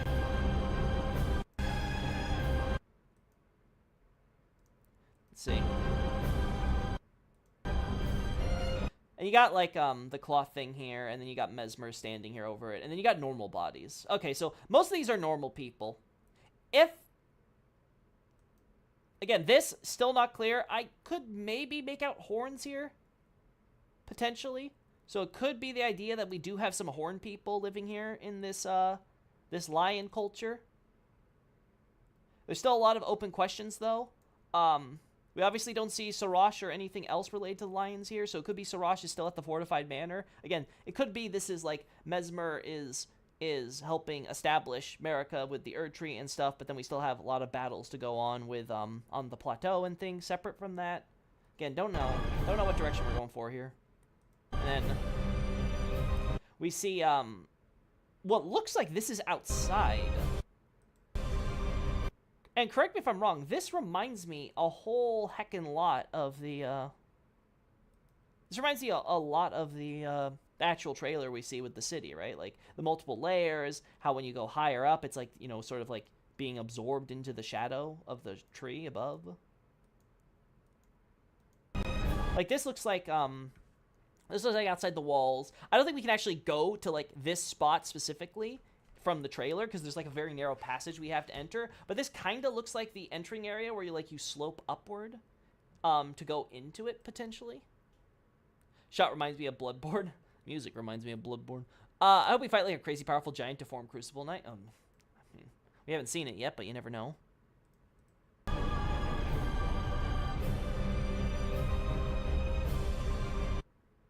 Yeah, nothing else stands out to me. And then, like, we can very clearly see here. The shadows are, like, it's absorbing the place. And again, this could go back to this idea that, like, the Shadowlands as we see it is some sort of recreation. Like, it sort of, like, sucked up and destroyed this place and then reconstituted it in its original form in this separate dimension, maybe? We also have, we also more or less have the Shadow Tree as we're familiar with it. This is another question we have here, because again, maybe instead of that, the idea is sort of like the Shadow Tree was created along with the Erdtree, and sort of like you have these two sides, right? And one's in the spiritual realm while the Erdtree's in the physical realm. The Land of Shadow is essentially sort of like, teleported into this dimension separately, and now it's sort of like going through like this samsara cycle where like it's destroyed by Messmer, and then eventually it comes back with all its people, and then they're forced into like this endless cycle of fighting off Messmer to be killed and stuff. Like, that's the only other idea I can kind of derive from this, because it is weird that we're seeing this Shadow Tree, we're not seeing the Erdtree, and we're not seeing like we're seeing this city also more or less in the exact spot where the Shadow Tree and it was in the trailers. And we know where the Erd Tree is, so it's not there.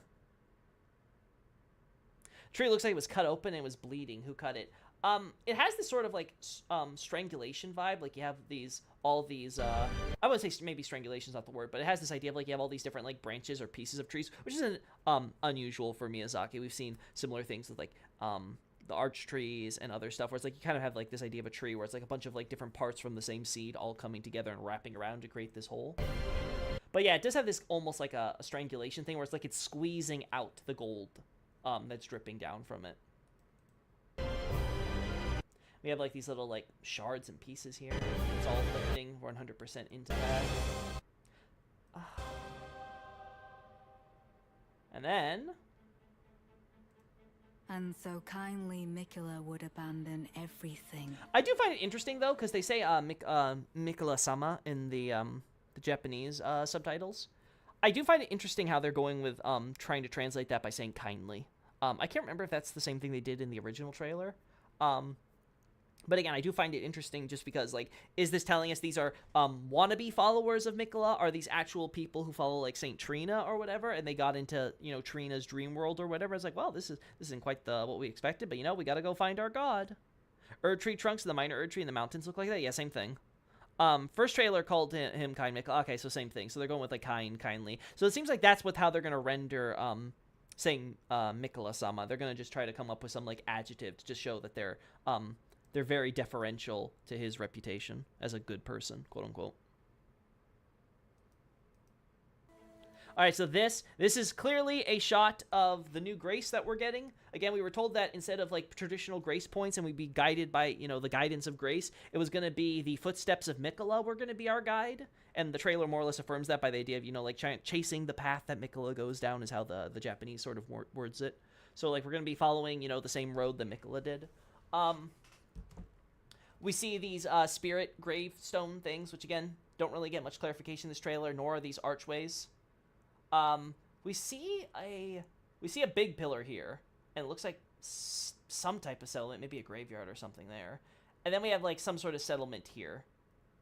Again, I'm really interested in going to all these smaller locations, though. I'll be honest, I think some of the smaller locations are going to be more important to me than the main story. I'm going to enjoy going through and exploring these places and seeing how they all connect. They also call both Mikula and Marika terrifying, and that terrifies me. We destroy the remnants of Marika's great sins. And then Mikula's like, thank you, stranger. And now you shall die. It's like, damn it, it's Dead Space 2 all over again. I trusted you! Fuck you and fuck your hailing tree! If they're footsteps of Mikula, how linear is it going to be? Oh, I don't know. It depends. Like, what was Mikula's path? Was he just, like, running around everywhere just trying to understand what the hell's going on? That could be the idea they go with. Like, there's tons of ways they could handle this. Again, I'm not as concerned about the Mikula storyline as I am of, like, the past stuff with Marika and things. I feel like all these smaller location things are going to be really neat. I love this location. Again, I'm very happy that it seems like we're going to get, like, new and different locations in the Land of Shadow. I love this, like, kind of, like, jungle swamp look. Like, oh my god. Now, granted, this is the CGI trailer. It's going to look so much worse in-game, but still. If they can even capture, like, half of this ambiance with, like, the fog and the way that the trees and things look, like, oh my god. This might actually be that, I wonder if that's that mansion place we saw in the swamp in the trailer as well. We saw, like, I think, us riding Torrent toward there. Normal green trees! Yeah, we see lots of normal trees in all these trailers, which, again, very interesting. Mikula will have 100 hours in the DLC before beating it. No, I will make sure I beat the DLC, and then I will beat the game, chat. Promise, trust. I'm gonna finish my first playthrough of Elden Ring. Trust! I'm happy they decide to make it less open world and more dense. Well, we'll see how open world it is, but yeah, it's not like they're gonna make it like the super big zone as big as Lands Between, that's for sure. Mikula's story is gonna be the part I'm most looking forward to. Yeah. Everyone's going to be different on this, but, like, yeah, I think the whole package is going to be great in the end. Aren't there already promotional shots of this area in-game on the official website? Are there? I do not remember. 50-50 chance the swamp is poison! Oh, that's so true. Yeah, this definitely looks like similar to what we see with the swamp area, though. I wonder how much there's a canopy of trees then, because I remember the area being a lot more shadowy and looking like it was more in a mountainous area, so this could be a separate place. His golden flesh. Yeah. His blinding strength. Even his fate. Now, obviously, the purple and all that stuff, this is obviously kind of showing us Trina, which, again, very interesting. The idea of Miquella. Miquella's chest is flat. But the idea with Trina having, like, this almost, like, wedding gown look to him. Or her, I guess. Quote-unquote. Very interesting. But yeah, this is, again, more or less, again, most of this has been parroting what we already saw in the trailers, right? And this is probably the stuff where it's, like, the least informative in terms of visuals. We get nice gold with Miquella here, him giving up his golden body. His blinding strength. Mm-hmm. Even his fate. So this is more or less confirming for us that Miquella 100% has more or less abandoned the Halig Tree project, which, you could have told your sister, boy! Eternal Youth? Could have at least, like, sent a memo home, like, oh, yeah, sister, sorry, I'm gonna be away for a while. I don't know what's gonna happen with this Halig Tree thing. Miquella's big naturals. I'm looking forward to smoking Trina weed. Oh, boy. You guys are so excited to go to sleep during the DLC. Why do you want DLC to be Resident Sleeper? I don't get it. Yeah, we're probably gonna get a lot of sleep magic stuff related to Trina, I imagine. Is that? I think that's more of those petals and stuff. Are these the lotus petals that you see with Trina lilies? I thought they were a different color. Miquella got kidnapped and killed by Mohg. It's not like he just abandoned Night Scout. I'm being facetious, please. Please, Night Scout, please. Tell me that you have a sense of humor and can take a joke. But we are not deterred. Alright, so we get, this seems to be, again, the footsteps idea. Deterred. You got this sort of gold coming down. Is this noticeably different from, like, normal gold? Like, are we actually getting, like, a distinction in pure gold or whatever? I honestly can't tell. We don't joke about Elden Ring. Yes, Elden Ring is a very serious game. I can't wait to see the crazy curveballs they also throw in their DLC. Again, I'm open to all of it. And I'm looking forward to seeing what I get to work on or add. Like, again, I would find it hilarious because the Glow-Eyed Queen incident ties into the Erdtree's beginning / Altus Unification war thesis I have, that I end up working on that topic just as part of, like, you know, the updates or changes or expansions that I have to do there. Like, that would just be funny to me, considering how much I've been trying to avoid that topic like the plague. And it wasn't even because I thought the DLC might cover it significantly. But it might turn out that way, you never know. Yeah, I want to see something wacky. I'll laugh if you have to rewrite everything. Nah, not everything. Environmental storytelling is still there, but some of the details and stuff on, like, Marika's origin, Godfrey and stuff, there could be a lot of things that could be added, clarified, tweaked, changed completely. There's a lot to...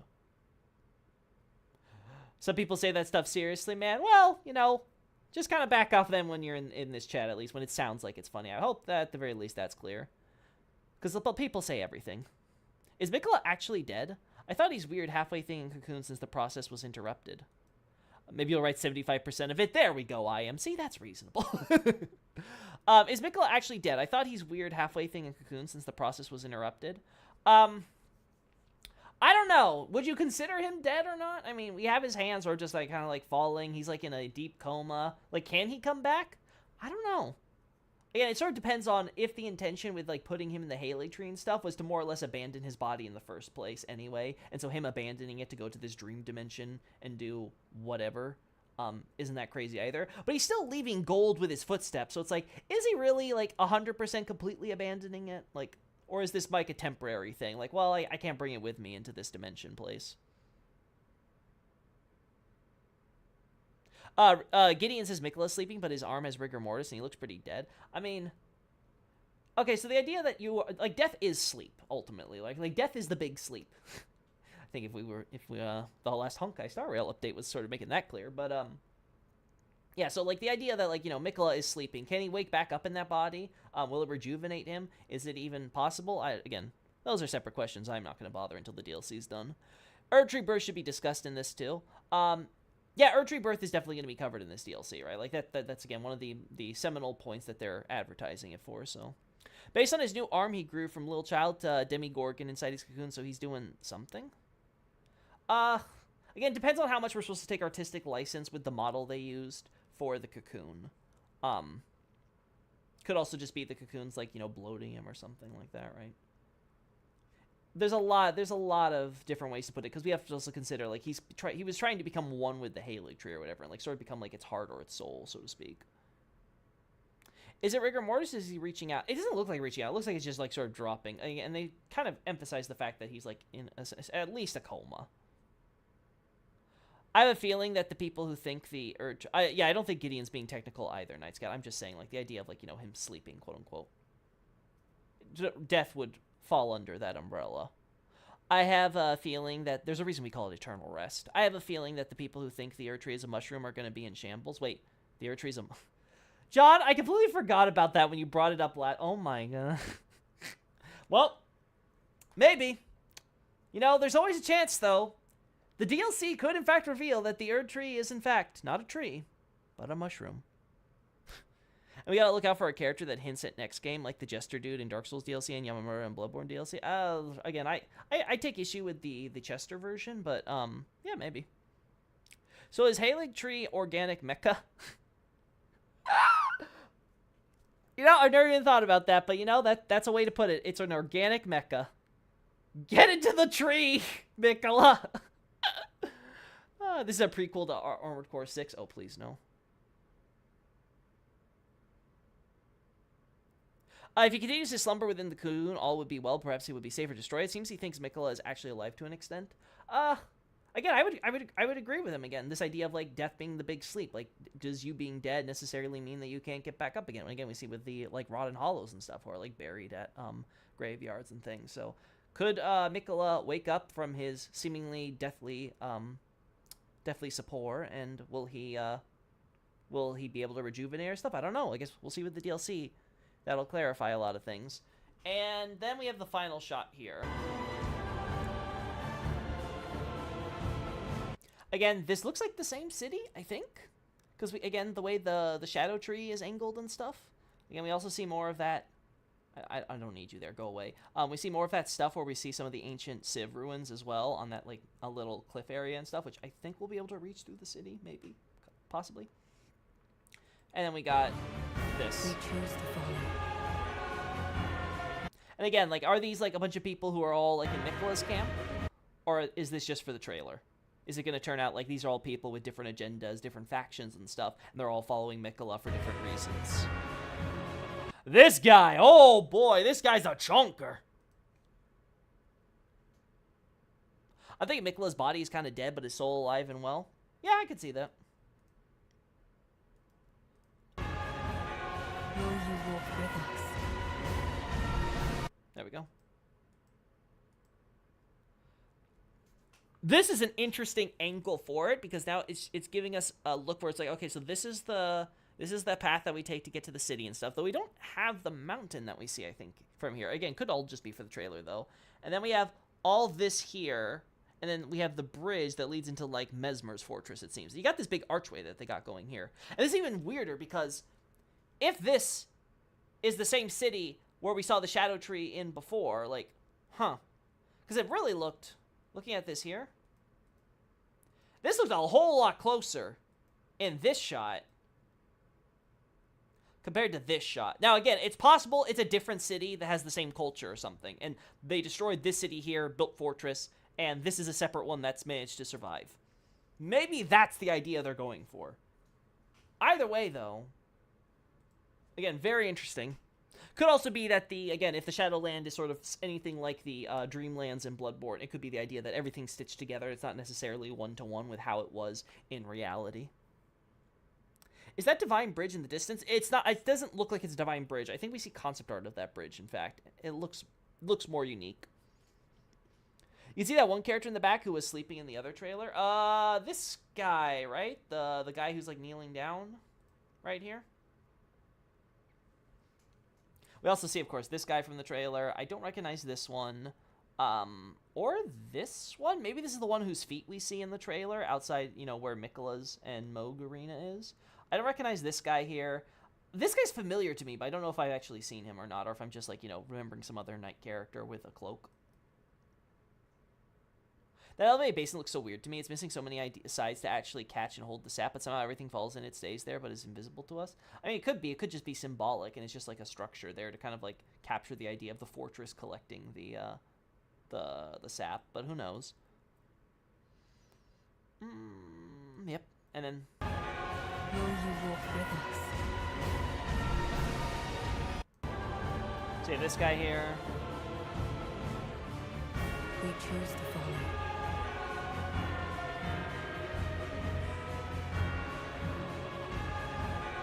Will you walk with us?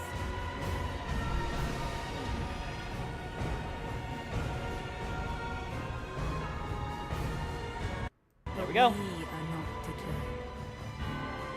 Wait, what is she trying to say here in the English version? Oh, that's not. We are not deterred. Oh, we are not deterred. Okay. I was like, what were you trying to say there? Yeah, so this is them trying to follow the path that Miquella walks, and then asks at the end, will you basically go the same way?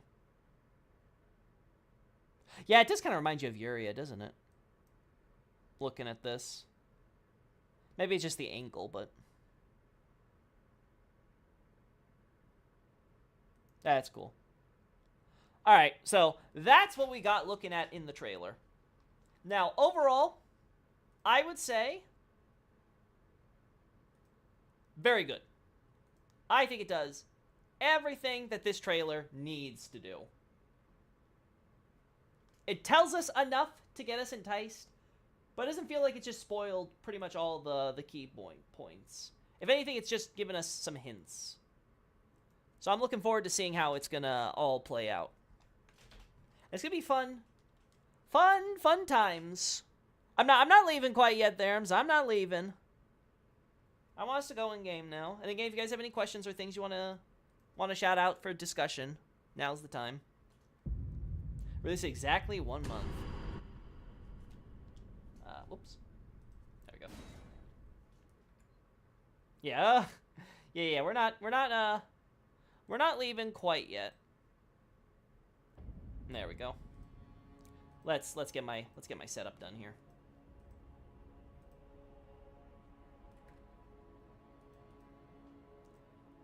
One second, gotta minimize this for a moment. Bring you over here. Alright, so we got you dragged over here, and then we pull you back, and then we're gonna do the... gotta go inject that DLL, whatever that means. There we go. Alright, let me make sure I got chat open so I can still see you guys. There we go. I want to know what the Shadow Tree actually is. Presumably, it's some sort of, like, mirror, on the Erd Tree, like perhaps even the actual source of the Erd Tree, which again, this idea of the gold coming from Shadow would go back to what we see with the idea of Glintstone coming from the void of space. So it would be interesting if we see the that same concept embodied with the greater will in gold as well. Hopefully you don't fall off cliffs. How can I fall off a cliff here? Unless I phase through the floor, which, hey, you never know. My games can sometimes be glitchy like that. I want to know what the Shadow Tree actually is. Now, one thing that I am curious about, because of everything we see here then, is where does Godfrey fit into this? Because if you have Messmer, why do you need Godfrey? That is a huge open question. Was Godfrey already part of this and Messmer was just a side thing? Because obviously, if Messmer really is truly, actually, the blood child of Marika, it's either Godfrey or, well, someone else that had to have sired him. That's a lot of questions. And then why did we go to Godfrey? But how do you think Marika the Eternal reacted with greater will? Was like, yo, so about your succession. Well, again, we see how she tiptoes it when it came to Ranni, Miquella, and stuff. So that's where I am on that. I think she was very much trying to prevent the same thing happening to her that happened, that potentially happened back then. Do you think the Shadow Tree is the Lampwood mentioned Helfin steeple description? It could be. Again, if we, like, go to, like, the Shadow Tree, and then, like, when we enter there, it says, Helfin. That would be nice. But it could also just be something where you're supposed to connect the dots there. Like, it's going to be implied. But it's not going to ever be, like, stated outright. Yeah, because we still have all the stuff here, right? Because we still have all the stuff with the Banished Knights. Right? We still have the stuff with the Banished Knights, and their culture here, and the dragons. And obviously we have the lion stuff that's also part of this here, right? So that's integral, right? With the bridge connecting us all the way back to the isolated tower where Farum Azula once was and stuff. So, like, are we going to learn, like, Shadowlands was, like, here, or was, like, here, or something like that? Because, again, another question we have is, one question I've at least had was how exactly the Divine Tower here was supposed to be reached before the Sealed Tower. And we might get an answer to that if we learn that much of this stuff here was, like, ripped out or something. But again, we'll have to see. We'll have to see how it plays out. Is Helfin a name, or does it mean something? I don't know. I have not looked into Helfin etymology at all. Stormhawk axe, Stormhawk axe. I'm gonna get a shot of this jet. We have another axe we get from Corpse with Axe. What a shocker. There we are. Uh-oh. We have the frozen thing happening. Has to happen once every time I do this stuff. I wonder if the Shadow Realm is one side and then there's another still yet unseen and the base game sits in the middle, the lands between, so to speak. Ooh, that's an interesting way. I always understood the between to refer to between the Sea of Fog, but... I wonder if we enter the Shadow Tree like we do with the Erd Tree at the end. That would be something a writer like Miyazaki would do, right? So that would definitely be sort of the poetic way to end the DLC. So Land really was Silmarillion in the past of Lands Between. We're definitely going with the idea that this is the unsung history of the of Marika's reign. The stuff that nobody likes to talk about. Maybe because it involves flame, maybe because it involves shadow that's not as bright and pretty as the gold, maybe a combination of factors like those. Yeah. We're just gonna have to see how it plays out. Zoski has a great shot of the Helfin steeple where the Helfin looks like an actual building, not a tree. I mean, the staple is a weapon, so, like, yeah, I would expect it would look probably more like a building than, like, your traditional tree, because it's not the tree.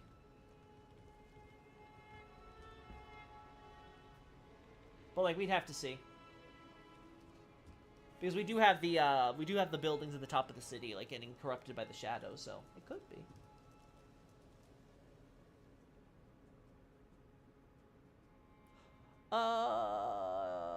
Okay, nothing else that we got there. Okay, so I'm gonna then focus on looking at this. So again, we have this Norman-style castle in the middle of a more I don't know if classical is the word, right? But more of a Byzantinian almost kind of architectural place that is Leyndell, right? We see the architectural motifs include stuff like the Horn of Plenty and things, which we would associate with the Crucible. We have, of course, the golden chalices and stuff. So we have all this stuff associated with, like, Marika's age and stuff, and this being, like, the old, going back to Godfrey and things, right? So that seems still consistent. But then the question would be then, how consistent? When was this exactly starting? Did we... Because it would have to have happened... Messmer stuff has to have happened before then. So was Messmer betrayed after doing all this for him, and then Marika got Godfrey for some reason? What about the broken Divine Tower Bridge? Was that what Messmer was standing on in the first part of the trailer? That's actually a good thing for us to look at. Let's go back here. Actually, no, I can just go straight to the bridge now, right? Yeah, I can.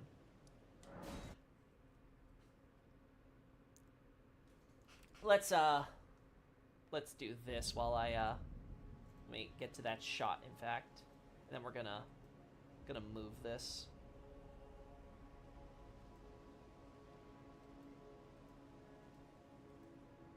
Alright, so let us unlock. 1 second. And then we're gonna shrink it down. There we go. Put it right here. So you guys can now look. Alright. You guys at least have some look at what I'm looking at. Alright, so...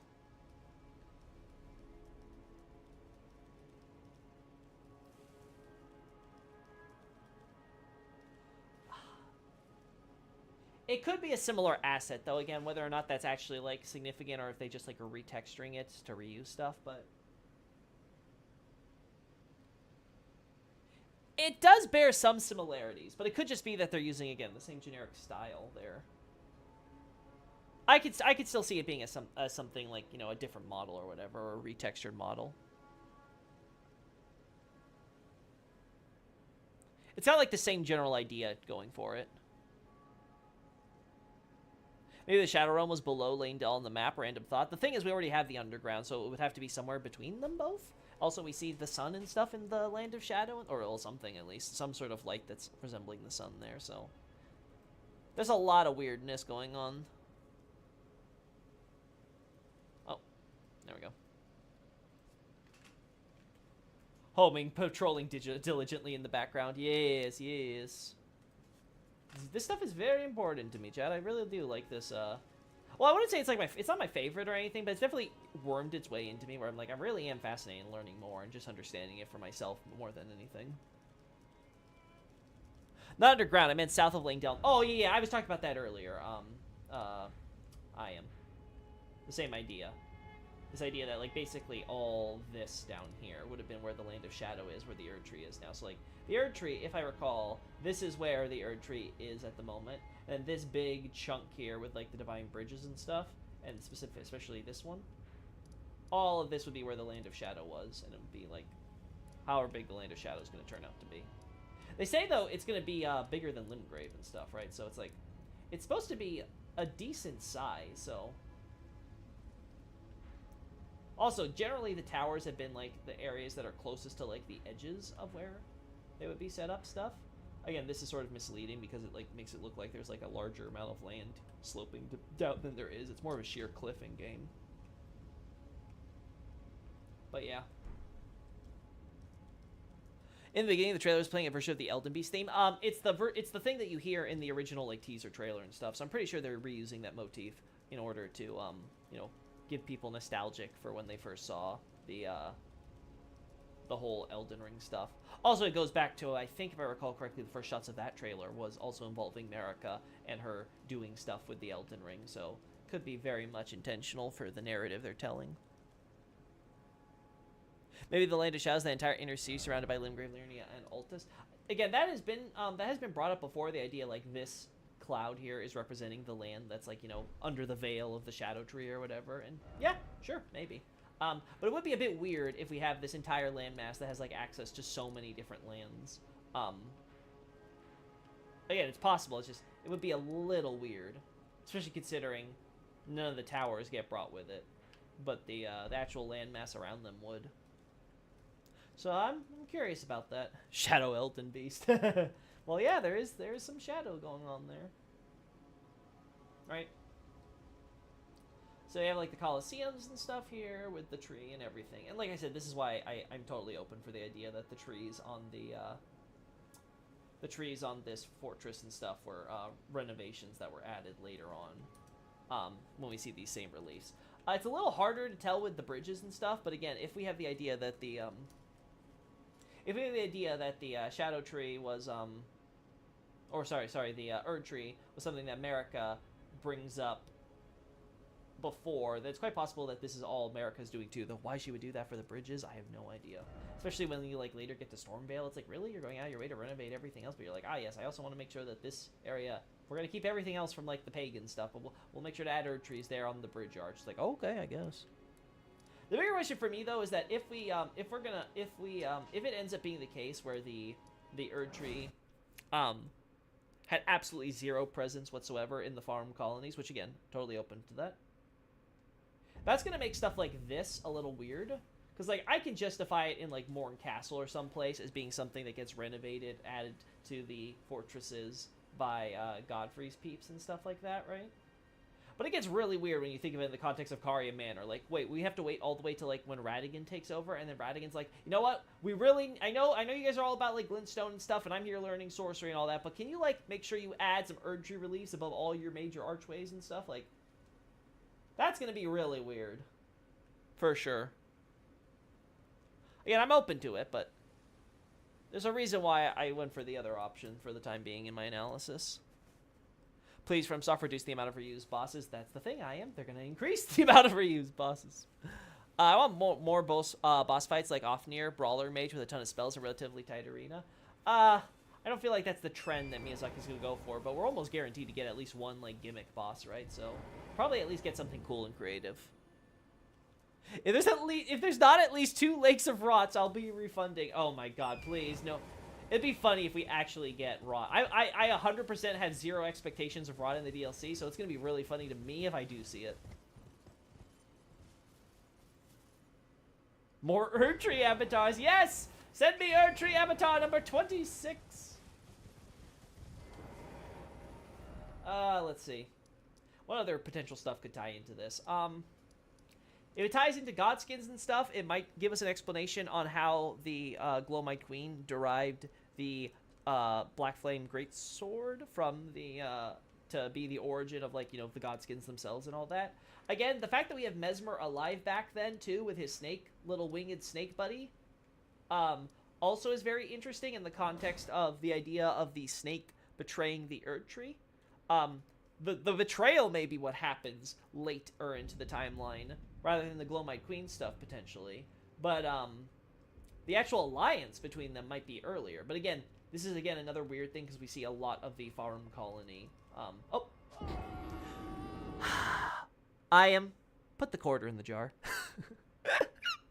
I forgot this isn't my sorcerer!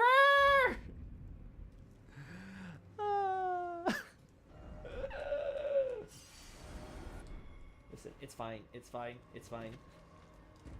It's fine. It had to happen once, chat. We have to have the verified Loki moment. Hey, I-Man. Good to see you. Have you seen the trailer yet? We just went over it on stream. Don't know if you've been following the live stream or not. I love Loki streams. They're full of falling. Is that really what you like about me? Oh, no. We can't go this way. Oh, there we go. Oh, sorry, buddy. Can't believe I lived that. There we go.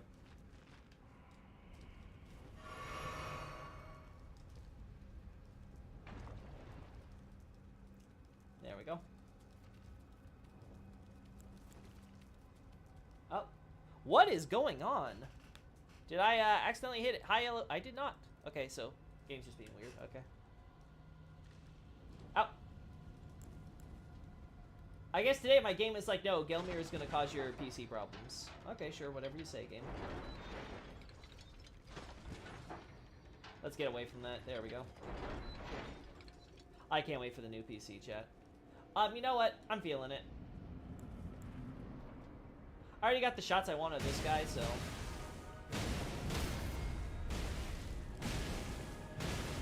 Go on.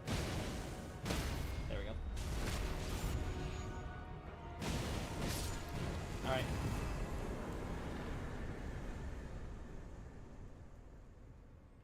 So, like, then we got all the stuff back here. Oh, we can't pull this, right? Yeah, no. Contraption does not move. Alright, we gotta go take the Sullivan path.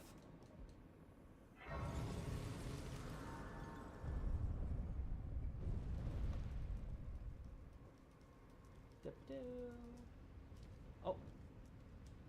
So, like, we go over here and stuff with the snakes. And now I have to kind of wonder when exactly we had relations break between the pagan snake culture up here. Finger calling remedy. Yep.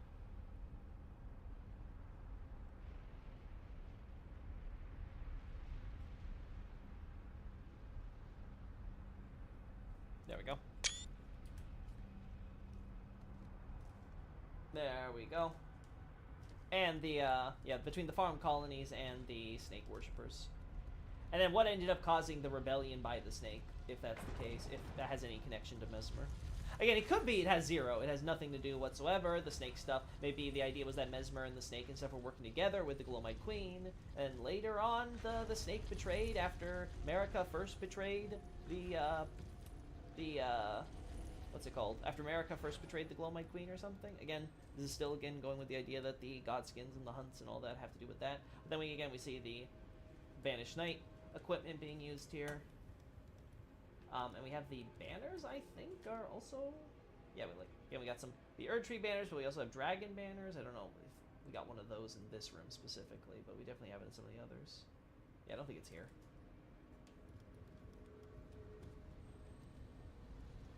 There we go, this one. Oh, hey, buddy.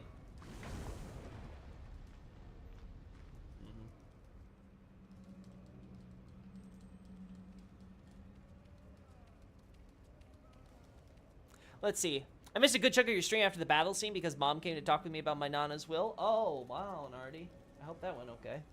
But if the central tree and the lands between Land of Shadow and the Erdtree are somehow one and the same, then Mesmer might have soured things really soon. It's possible. Again, it could also again be that Mesmer inherited a snake from like before, again with the Glowmite Queen and stuff, and then like the snake is like a legacy of their relationship. But again, that creates some questions and stuff because everything sort of associates the history between the snake and Godfrey. But again, if we're trying to go with the idea that this is like a shadow history that Marika doesn't want to know about, I guess we could always make the case, because never directly stated, it could be that those implications are intended to throw us off. You never know. But yeah, we have like the Draconic banners here as well.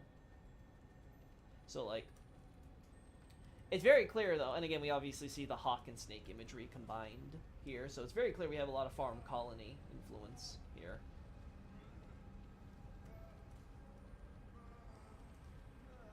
Missed a lot of stuff, Nardi. Yeah, she did, but that's fine. She can always watch the VOD. And she's here now, and that's what matters. Mesmer seemingly built a Shadow Tree to crush sap out of the Erdtree. That sounds like he might have betrayed it if that wasn't Marika's means to collect dew. Could be that the Shadow Tree is the reason for why the Crucible ends up being gone then after a long time. Like, it ends up being like, no, you're killing it. That's not what I wanted. Commoner's headband. It's worn by a commoner. Why are the basilisks in the bath leading to Lake of Rot when they seem to be associated with death and not rot? We see them also in the cliff area above it, so the assumption would have to be that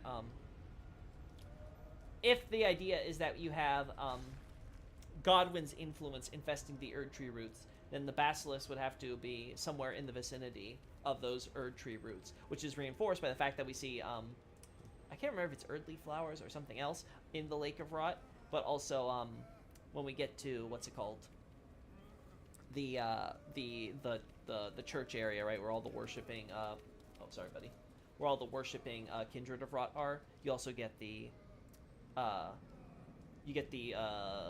tree spirit in the area. So it's like, okay, there's definitely Erdtree roots in there, and that would be, again, I should probably clarify, my position currently is that the basilisks are another spawn of Godwyn's Deathroot, essentially. Like, there's some sort of, like, animal derivative from the Deathroot itself, that they kind of just pop up. Grillman VC later, will you know? Yeah, I love the architecture, but yeah. So this makes me very curious now what we're going to learn about there. What's another good thing that we could end up learning? Not in the original. Oh, what didn't someone say the Elden Throne had a... Actually, want to just check this real quick, make sure I'm not missing anything. Did someone say the tree they saw in Mesmer's design looked like something they saw on the Elden Throne? Or am I remembering something from Quaylag's stream instead?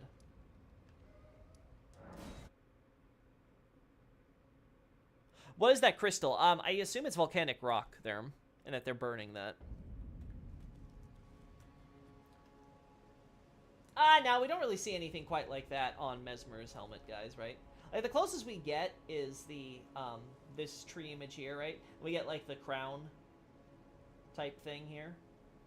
and then all the guys in the tree, right? But that just makes sense. Like, ah, yes, you know, the Erd Tree, and like, you know, the Erd Tree is king and queen, Godfrey and the royalty represent the Erd Tree and all that, right? You have the, you know, it's the throne literally for the king and for the kings and queens, like literally in front of the tree, right? And then you got all the people who support them are like the branches that help them act their will, like the priests and the the priests and the major officials and stuff. I think the basilisk might have been based on the crucible creature that breathes fire. Their neck sack resembles the one that appears used for aspects of the crucible breath. I mean, well, the real answer is that, well, it's copy-paste the basilisk from Dark Souls, but yeah, sure.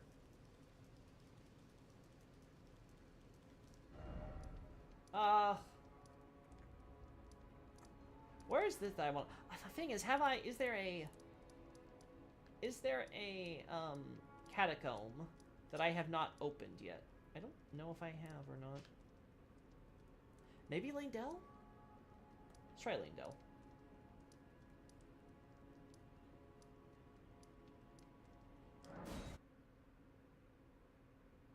So the area of the Lake of Rot used to be Eternal City that was flooded? No, that used to be an Ancient Dynasty area. And the Lake of Rot seems to be rather recent. It seems to be a result of the river being shut off at the sluice gate by the thing. So the flow is not there, so it just stagnates, and therefore the rot proliferates, right? Because that's the idea, you know, sort of the idea of, you know, flow, nature keeps going on, right? You know, blue swordsman and flowing water and all that. And then you got the, of course, the rot of sort of being like stagnation and, you know, decay, entropy, etc. Stops moving. Yeah, so we have a similar idea here with, like, the people down here at the bottom, right? For the Erd Tree burial. And then you have...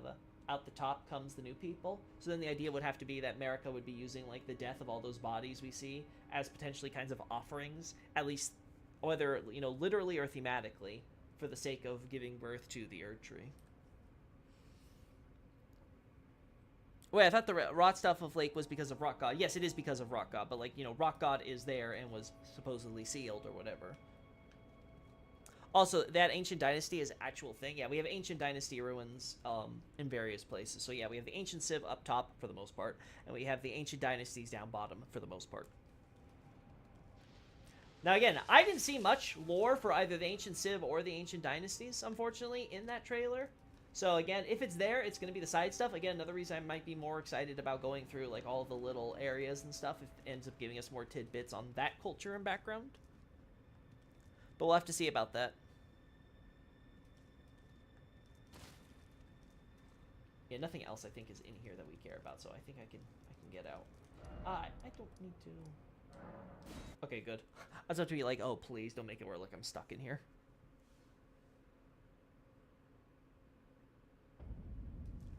There we go. Yeah. I don't know, guys. What else could be potential? Oh, yeah, well, should go to the Minor Erd Tree Church, you know, right? I mean, I brought it up earlier at the stream, right? So. Did you get a proper shot of the skeleton statue with the ghost flame statue? Oh no, the skeleton with the ghost flame statue. Skeleton with ghost flame. Oh, you mean the ones that like flank the doors and stuff? Yeah, I have good shots of those. Yeah, with the candles and stuff. Yeah. I got shots of those, don't worry. So this is where we find the smoldering butterfly. Again, it could be a random coincidence, but it could be an early foreshadowing hinting at Messmer. Though, again, be even more interesting considering the location here. It's below where the Divine Tower Bridge is. It's near where the Minor Erd Tree Church is. So is the Minor Erd Tree Church position significant? Is the bridge significant? Or is it just a random location next to the city that's significant?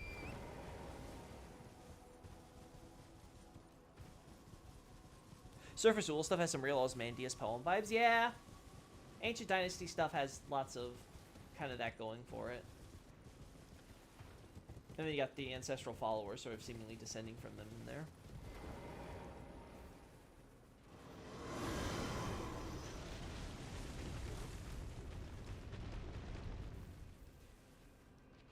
All the above is the answer, of course.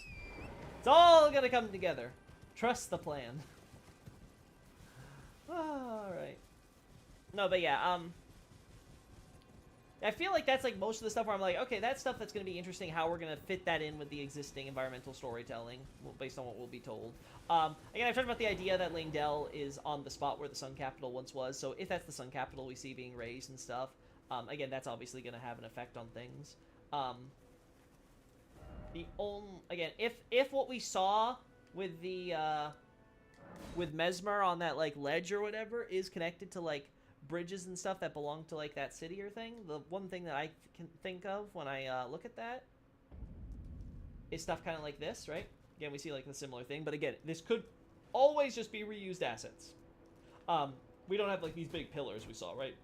More of the thinner ones that we saw when we were at the other place on the Divine Bridge. And again, it could just be a matter of reusing assets and stuff, and we're supposed to just ignore the color differentiation, but it is there, right? You got like clearly Leyndell, and then something where it's like, huh, that's not really Leyndell. You don't really see them use the saint statues that much. Usually it's in places where they already exist, right? So it's like, I think DLC City's architecture is looking pretty unique. Yeah, I think so. I think so too, but we'll have to see if there's any motifs or stuff that get reused, and if that potentially has any deeper implications. It could end up just being that they're, it's just them reusing assets, for the sake of DLC, right? Because they only got so much budget. But we shall see. They'll certainly reuse the trees in Liurnia. The ones that we see in the lake? Maybe. I would like to see those trees more. I do like them a lot. I love, but then again, I'm biased to liking Liurnia Lake, you know, when I'm not trying to take shots in its crappy-ass weather. Then I have a different opinion.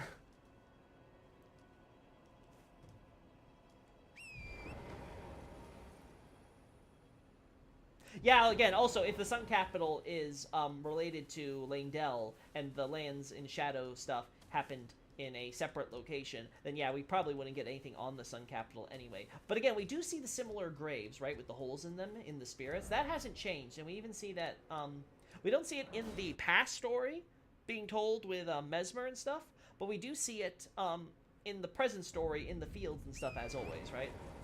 We say little ghost versions of, like, of various grave, not just, like, this gravestone, but also the gravestone with the little holes here, so. Could end up showing, like, the idea of, like, the culture being more widespread than we initially thought.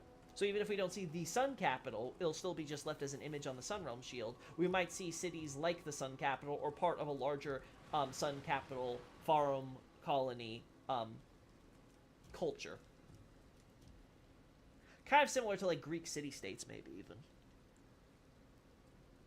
I have major thoughts about the figure in the first cutscene, but I'm not gonna, I'm just gonna DM about them because it's stuff I remember noticing about Marrakesh. Yeah, sure, Nardi. I'll make sure I get to that. Gotta go back to work, though, right away, so maybe have to be tonight. I think some Sunrealm cultures might have reached to the Land of Shadow, so we could learn more. That'd be cool, even if only through the Morn Clan. Yeah. I think that's totally possible, and I would be totally okay with that. Because, again, I've said it before, chat. You shouldn't expect the DLC to give you the answers you want from the base game, because that may not be what the DLC is aiming for or even looking at, right? Like, the base game has the stuff. It has the evidence. You can come to the conclusions. Now, it might give us more evidence. It might say something in passing that might help, right? So it's not, like, a guarantee no, but it's not something we should ever, like, be hunkering our bets on. This is why I said all I wanted was Spirit Realm stuff and Miquella. That's the only real expectations I had for the DLC based on what we had in the base game, and I got my expectations met. And all this stuff with Messmer and Marika's Past and things like that, this is all bonus I'm really appreciating. So hopefully it'll carry through, and we're gonna learn so much cool new stuff that will maybe be able to tie back into what we can already look at into the base game, even if it doesn't necessarily try to add to what we already see in the base game, so to speak. All will be revealed, yes. What on earth is the Sunrealm culture? Yeah, we're talking about the stuff that the shields you get from big skeleton swordsman bros. Woo. But yeah, so it's gonna be cool. I'm currently working on Long March, and will be then working on probably something you guys have voted on in the poll on my Twitter. So currently, Radigan's Reign is winning, which I'll be honest, I wasn't expecting it to have such a huge lead. It's like Fire Monks, Astrologers, and the Cuckoo stuff is all taken more or less neck and neck for second place. It's Pretty crazy. Pretty crazy. And then we have rain here. But yeah, so I'll still be working on that stuff in the lead up to the DLC. And then when we play the DLC, we'll see. I'll probably make any changes or adjustments and potentially maybe new articles, if they're like small enough in the after the DLC's out and I play through it. But yeah, I am gonna just give it like one playthrough and like really just enjoy it as like its own thing before I start like putting like my full lore cap on and be like, gotta come out with the content.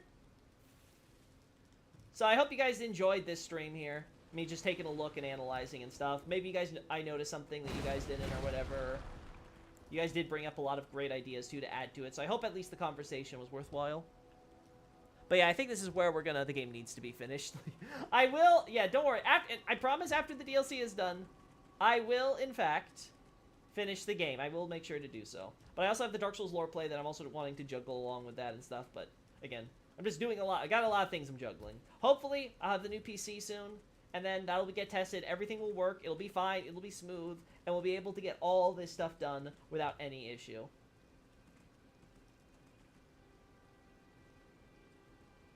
So yeah. I'm super excited. I don't know if it sounds like it or not, chat, but I am feeling super hyped for what's to come.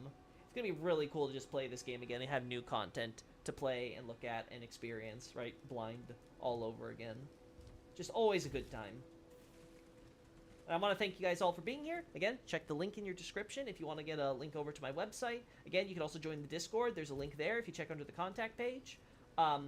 People have been talking in the Discord about what's been going on with the DLC, what they're seeing, what they're having. If you want to be part of that discussion, feel free to. Always welcome. And, yeah, again, obviously, like I said, the Twitter poll's out there, so if you guys want to contribute to that, you can. And, like, yeah, I'm looking forward to it. Super exciting. So, yeah. I don't know. Bye-bye, I guess. Later!